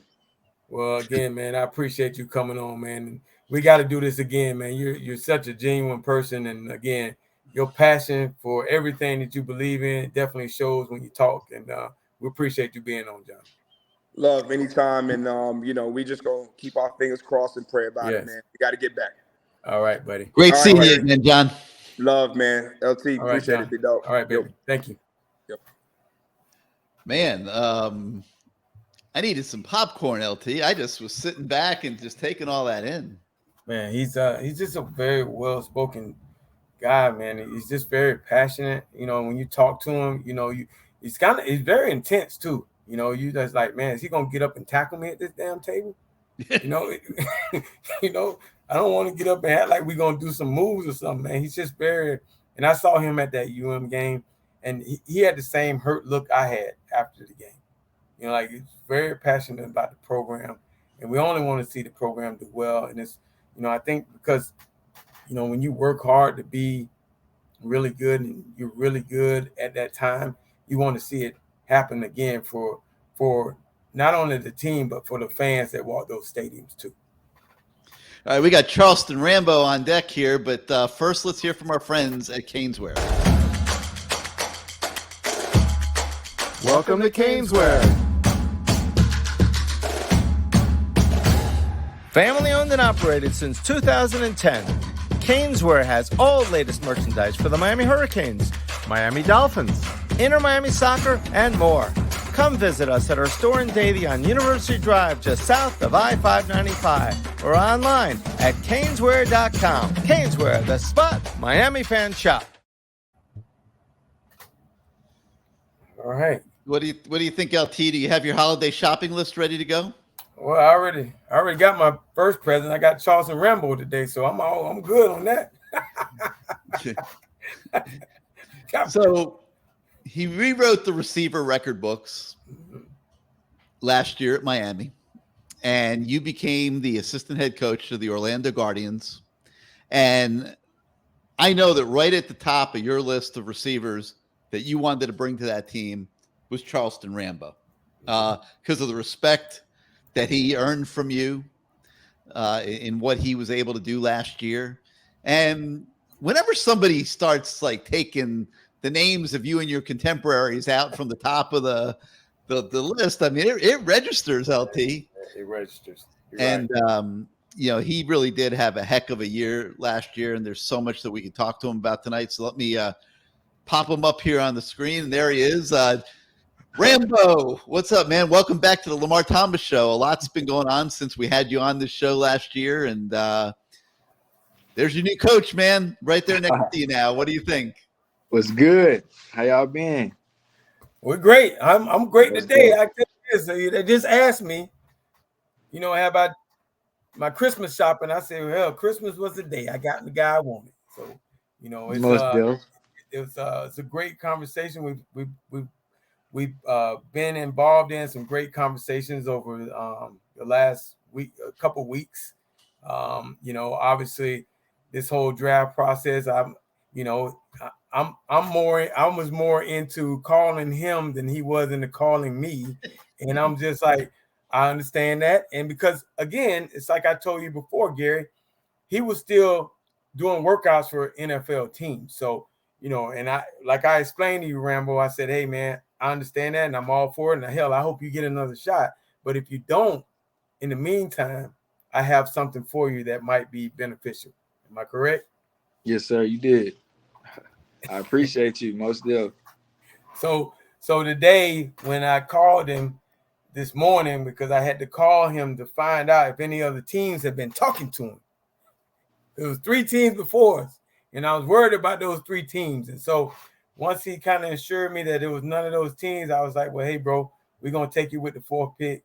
And he was like, okay, I'm about to go work out right now. So, and I said, all right, man, well, check this out. At about 10:30, I need you to have your phone near you because I'm going to call, and the head coach is going to call, and all work this stuff out, Coach. And Coach Buckley called him, and I don't know if you saw it online. They had him talking to you. Thought it was a great deal. So, were you excited? Were you really excited, or were you just, oh, okay? Oh, no, most definitely. I was extremely excited. I was doing my work, getting my work in, and just the opportunity to get out there and play that ball again. It is enjoyment to my heart. Just extremely excited to have this opportunity to play with y'all. Well, coming off of the year that you had, man, I mean, man, it was unbelievable the year you had. And as a fellow receiver that played at the University of Miami, I was kind of jealous. I was happy, but I was kind of jealous because y'all, they threw it around a lot. Tell me what it was like to play in that offense that you played in under the coordinator that Rhett Lashley that's now at SMU. It was fun, just going through the week of practice, leading up to the game on Saturday. We just know how, we're going to come out during that weekend. And, we go out there Saturday. It's just ball play and just having fun with Coach Likens, Coach Lashley, whatever quarterback was in at that time, we're going to have a blast. And but the offense to you, was it the offense where they basically were featuring you guys? Because you guys caught a lot of passes, man. I mean, it was you guys were going fast, but you caught a lot of passes. You caught a lot of passes downfield. Did you feel like during the week that every week it was almost like they were featuring you guys? Just working in the system that we had, and just having the plays that we have, routes that we can go fade, post, stops, those type of routes, and obviously the low slant routes as well. But I mean, we would just know type of OC that we had. We were gonna throw that ball and we were gonna make plays and just be ready when your time is coming. So now the program is a little different. I mean, obviously, these guys are in Europe at the tail end or the start of it, getting these NIL deals. I'm not in the locker room now, and it's not per se in this locker room right here, but I wanted to ask a kid that was in college getting an NIL deal. Do you think that these type of things can kind of tear a team apart if they don't have the leadership within? Yeah, most def, just having the money in your mind, most of the time more than football than what it should be. But I mean, other than that, you want to ball, you're going to ball regardless. But I'm sure, money might take guys elsewhere. But, staying with the team, that might be better. What about the younger guys that don't really, not mature enough to handle, he getting paid more money than me and all that other stuff? Those type of issues might come up sometimes? Could have, a younger guy might think he better than the older guy, might think he need another deal like that or so. But, your time will come and, you're going to be right there doing the same thing he's doing as well. But NIL can be handled at certain points, just by the student athlete, just, carrying himself above, just knowing like, okay, I got this much to lose, so let me just play football and just keep going like that. So, I mean, it can go this way and that way, I'll say. Sometimes you don't realize what you have until it's not there anymore. And, you came to Miami and you put up those numbers so fast and then you were gone. And it's been a little bit of a different picture this year, Charleston, as I'm sure I'm sure you've been watching, and you've been really, really, really missed. And at the same time, you've been going through a whole journey over here, trying to get a pro career going, and now you're going to get this opportunity with Lamar in Orlando. Just tell us a little bit what this last, I guess 9 months has been like for you, just in trying to get another world going for yourself. Just grind mode, just how it always been. Not worry about nobody else or the fans or what's the outside noise about. Just focus on me, tunnel vision. Just grind and making better self, better version of myself. So when I do touch that field again, it shows, and go up from there. Now, we talked to you last year about, you coming from OU to Miami and the thought process of, coming to a new team, and if I recall it, you were just like, yeah, you were a little apprehensive, but it was all made better by your teammates. Those guys welcomed you. Tell us a little bit about that. Just, inside that locker going room. to a new, coming to Miami, you asking? Yes.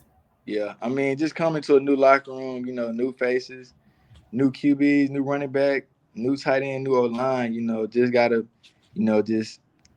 just see it out before you even just jump in, just see how everybody else feeling, then just go from there.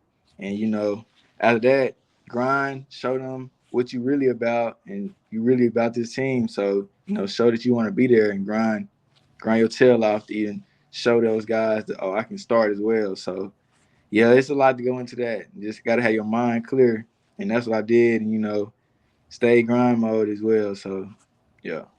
Well, I mean, 79 catches. So 79 catches. I think my highest year was like 45 or 46. 79 catches, bro. I couldn't, man. I'd have been ecstatic. And 1,172 yards and a couple touchdowns. I mean, as you built that, you obviously thought that you had an opportunity to go to the NFL, and I'm pretty sure it was a disappointment for what happened after, but you were able to get into camp. Am I correct? Most definitely. I was at Carolina camp. And how was that? It was fun, got a lot to learn, just looking at the older guys there, watching those guys, the receivers out in front of me, like Robbie Anderson, DJ Moore, just learning from those guys, they practice, seeing how they go about things, and, just shit, know what's up. I know what I can do. I know what they can do as well. So, I mean, just eye-opening. It was my first camp. So, yeah, I learned a lot. And I mean, you're going to learn a lot, and you have to, because those guys, they put up numbers, but you also understand and you see that maybe I'm not a true professional yet. Maybe I need to, you saw some things, you're like, dang, these guys are really into film work. Like, they really are into maybe staying after working on their craft, or, and that's, as a rookie, I try to tell people all the time that when you get in there, you're just like blown away by, these older guys that are drinking coffee and reading Wall Street Journal, and you just barely getting there on time, and you just like, these are grown men with kids that are 17 and 18 years old. Was it a true eye opener for you? No, not really too eye-opening, but, just being in the league, being on the team with guys like, obviously Baker Mayfield, I played with in college, and, just having guys like Sam Darnold and, other guys that, you wouldn't have thought you was at Carolina, but, I mean, you probably on another team or so. But, I mean, just knowing that I can fit in and be great at a place. So, I mean, not boost my confidence or anything, but, I mean, just eye-opening as the point, like, I see everything like in my face right now, you know what I'm saying? So, yeah, like that. But other than that, more to come. Is there any part of you that wishes, when you look at the NIL situation now in college football, and I'm sitting here thinking, man, Charleston Rambo probably could have gotten several $100,000 of NIL money this year to play at Miami. Is there any part of you that's looking at what's going on right now in college football with all these guys making real money and thinking, maybe I could have thought about it for a few more minutes, and maybe I should have gone and taken the NIL route and stayed at Miami? I mean, it's whatever, You're just taking it as it comes. It's part of the process, I mean, God already has it written. So I mean, yeah. If I would have stayed, something else would have happened. I would have left, something else would have happened, Go both ways, but don't have no doubts on no decisions I made or anything. But I mean, I'm a pro, keep things professional, but I mean, NIL is there for everybody. I hope the younger generation enjoy it. So yeah. I know one thing, you're in good hands now, Charleston. Yeah, you got the man coaching you for the next 4 or 5 months, and I don't know about the man, but I tell you what, we're gonna have a great time. And we're very excited to have you as the guy that we wanted, that we pinpointed, and we were able to get our man. And we will we'll have a good time, man. We'll learn a lot. It's all about making sure you get another opportunity to get back to that next level, because that's important to us as your coach. So I'm excited about the opportunity. I hope you are too. And, like we say, let's go, Orlando, let's go. The Guardians, let's baby. Go, Orlando, let's go. Most definitely. But we thank you for being on tonight, man. And, I guess you and I will be talking some Canes football and Guardian football. So I'm excited, man. Glad we got you. And I'll be calling you tomorrow. 1,000. I'm excited as well, Coach. All righty. All right. Charleston, great seeing you, man. Yes, sir. Great seeing y'all. Talking to y'all as well. You got Thank you for your time, buddy. I'm telling you, Lamar, they screwed up with him. I mean, he should have gotten a big NIL deal to come back this year. He would have made a big difference. Yeah, I mean, I hate the fact that you can second guess yourself, and I like his attitude. He probably thought about it many times, but he's like, I got to keep going. I got to keep working. I got to stay on this grind. And, that's a good way to be, because, you can get caught up in, oh, man, I didn't go where I wanted to go. The world is against me. I'm just going to give up. But his attitude is great. And that's one of the things I liked about him from the conversations we had leading up to the date. And that's why I was able to stand on the table for him, because I really felt like he really wanted to do this to get that opportunity again. Yeah, they just weren't organized at that point. Right. Manny was on the way out. Right. Mario was coming in.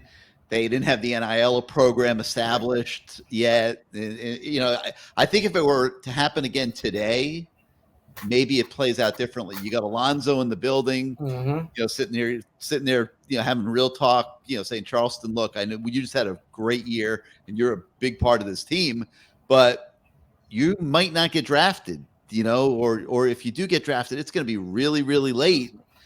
You can come back here and you can make a few $100,000 to be on this team and keep trying to get better and see if your draft stock gets elevated this year. I think if it were a year later, that would have happened. And I believe that too. I mean, it's just, getting those people in the building like a Alonzo Highsmith who has knowledge of the NFL. So, it's unfortunate, but I'm excited to have my guy with me right now. And, I'm looking forward to it, man. It's just to get the guy you want. That's what it's about. It's like we were high-fiving virtually. It's fun, And the Rock says, man, I'm calling the guy the Rock. DJ, as he likes to be called. He says this guy has one of the greatest last names in football, Charleston Rambo, and then he says, and he's from the U, So he said, I have an affinity for the U, So it was great, man. It's a great deal, and I'm excited about it, and I'm happy that we were able to get him. Who's going to be calling the plays up there? We got to you got to make sure Rambo gets at least 10 touches a game. Well, Coach Robert Ford, who was my Robert Ford. He was my receiver coach with the Dolphins. He's one of the reasons why I got into coaching. He was the first person to talk to me about me, not about football. And to me, as a coach, that's what I kind of pattern myself, because I want those kids to feel like and know that I care about them as a person. Because if they know you care about them as a person, they'll run through a brick wall for you. And that guy, all he did was we'd be out there catching balls after practice. I mean, I know I made him get a couple of shoulder surgeries, but we'd be talking about life and doing the right thing and all these good things and not about football. So I patterned my coaching after him. And so when I got the gig as assistant head coach, I said, Buck, there's only one person I want to work for to be our offensive coordinator, and that's Robert Ford, because he's a great man. And not only will he help you as being a first-time head coach, he's won championships with the Cowboys, been in the NFL for a long time. He'll help you, but he'll help our staff, and most importantly, he'll help these kids. Yeah, he's a great guy. I got to know him. He used to coach at a lot of the camps. Yes. The Rivals camps, the Under Armour camps, and he was always hired to those as a coach. And I got to know him a little bit. What a awesome dude, man. Yeah. Just a really, really good dude. So that's great that you guys will get to work together. All right, LT, let's take it home with a little word association here. What you got? Let me start with Clemson. Ooh.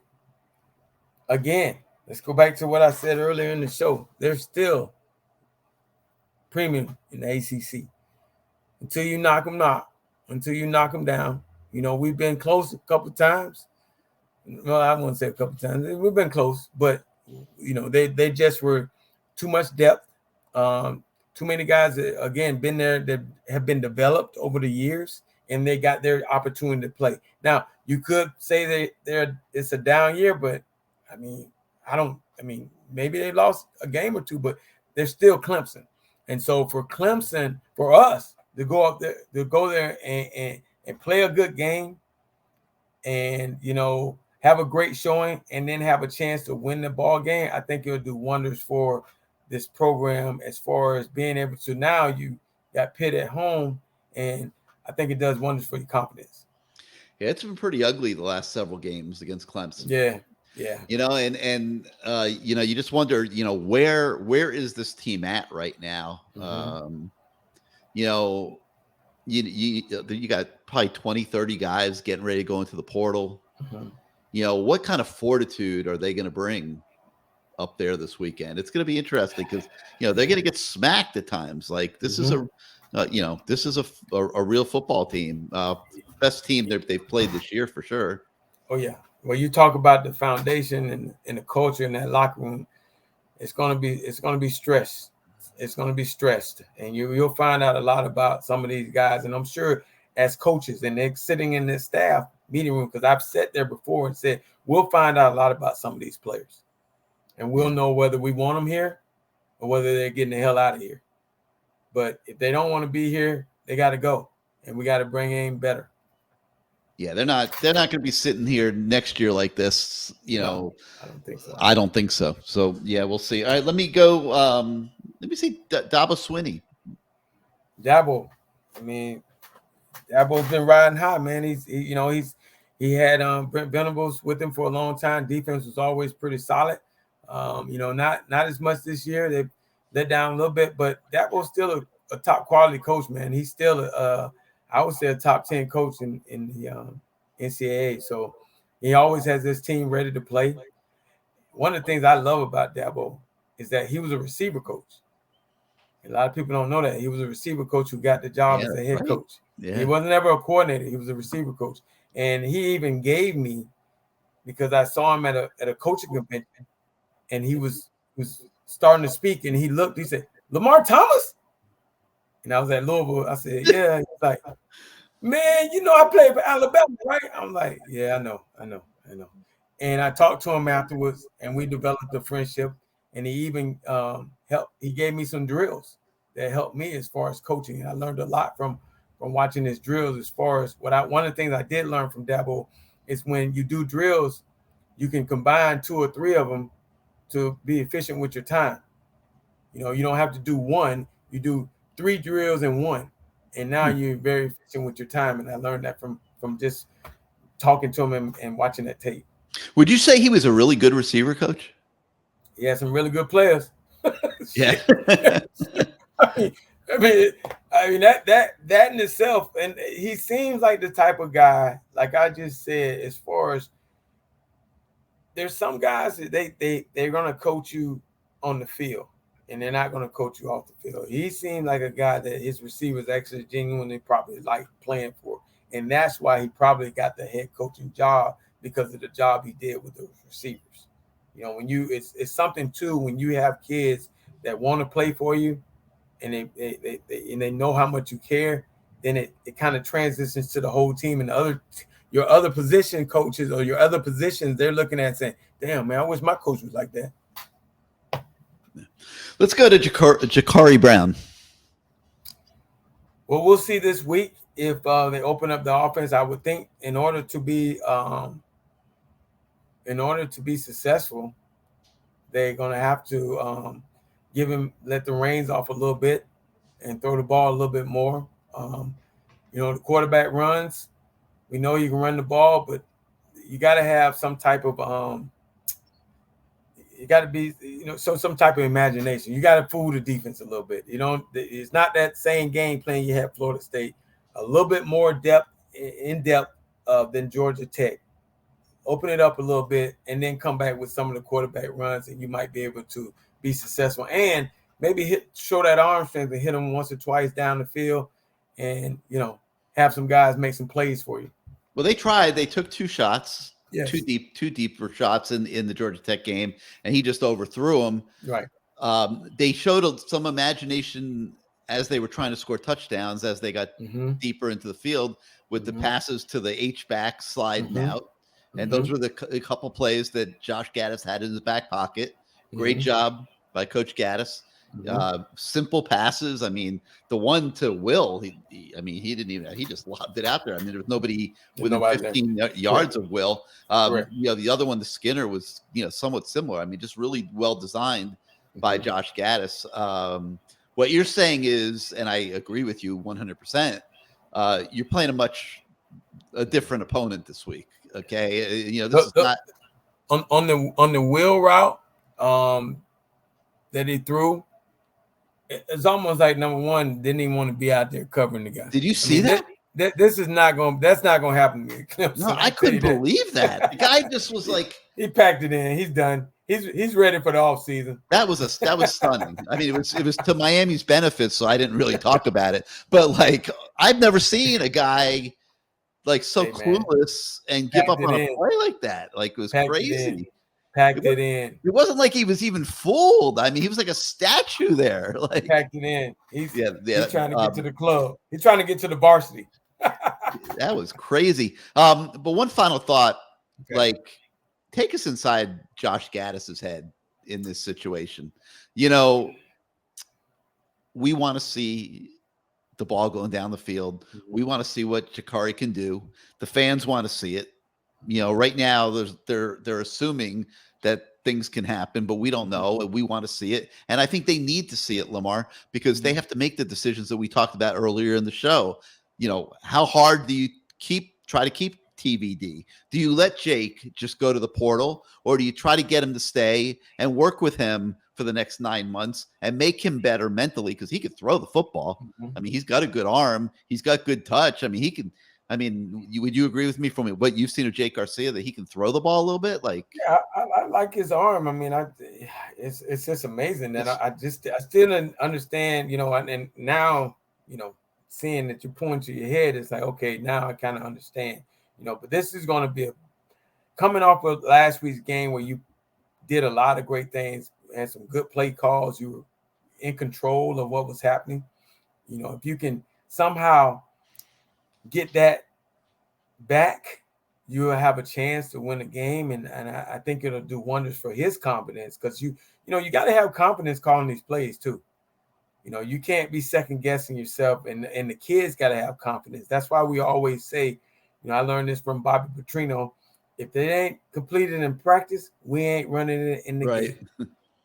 So you got to have confidence. The kids got to have confidence. And as a play caller, you have to have confidence because the quarterback needs confidence too. Yeah, you're sitting there, you're Josh Gaddis. Everybody wants to run you out of town already anyway. Yeah. And now you got to decide what plays you feel can get executed out on the field. And you're hoping that your line holds up against that vaunted D-line that Clemson always has. Much better D-line than they've played against this year. Yes. So, man, there's so many subplots to this football season, and it is crazy, and it's not ending anytime soon. You've got recruiting stuff going nuts. So Mark Fletcher, the American Heritage running back, decommits from Ohio State tonight. Oh, wow. Okay. The Gators are there's a lot of They're Gator riding high. They're riding high right now. Well, the Gators are throwing a lot of propaganda out there, that makes it look like they're going to get him, at least for now. We're 5 weeks to signing day. They're going to lose their quarterback. Yeah. So there's just so much going on, and it's going to be an exciting next 5 weeks. And LT, great show tonight. Little haphazard. We missed Brandon Merriweather. Yeah. But he went to the movies. He went to the movies. I told him we'll get him next time. Yeah, we'll get him next time. But you got to thank John Beeson, as good a guest as you'll ever have, and Charleston Rambo, the new receiver for LT with the Orlando Guardians. And the OGs. The OGs, man. And, of course, we got to thank CaneSport for once again sponsoring the show. Visit the store on University Drive in Davie or shop at CaneSport.com. It's holiday season coming, Black Friday coming. Good time to reacquaint yourself with CaneSport. I know Brett and them will certainly appreciate it. And then there's the law office of Christine Rosendahl, Esquire, PA. Lamar's got that black card there for you. If you call them at 512-6199, area code 561, and you tell them you want the black card that Lamar Thomas keeps in his wallet, I feel fairly certain that the folks at the law office of Christine Rosendahl will happily put one in an envelope to you and send it to you. A couple. Yeah, they'll probably send you a couple. Yeah, good point, LT. And you hope you never need it. But you hope you never need it. But never know. You never know. Yes. So 561-512-6199. Christine Rosendahl, ESQPA at hotmail.com. .com. Oh my God. That was bad. That was a bad slip of the tongue. All right, LT. Another one in the books, and I guess tomorrow you got the next day of the draft, huh? Yeah, the open special teams, and then the open draft. So might be. You're the special teams coach, right? Yes, I am. All right, man. Well, we're gonna let you go to work. All righty. All right.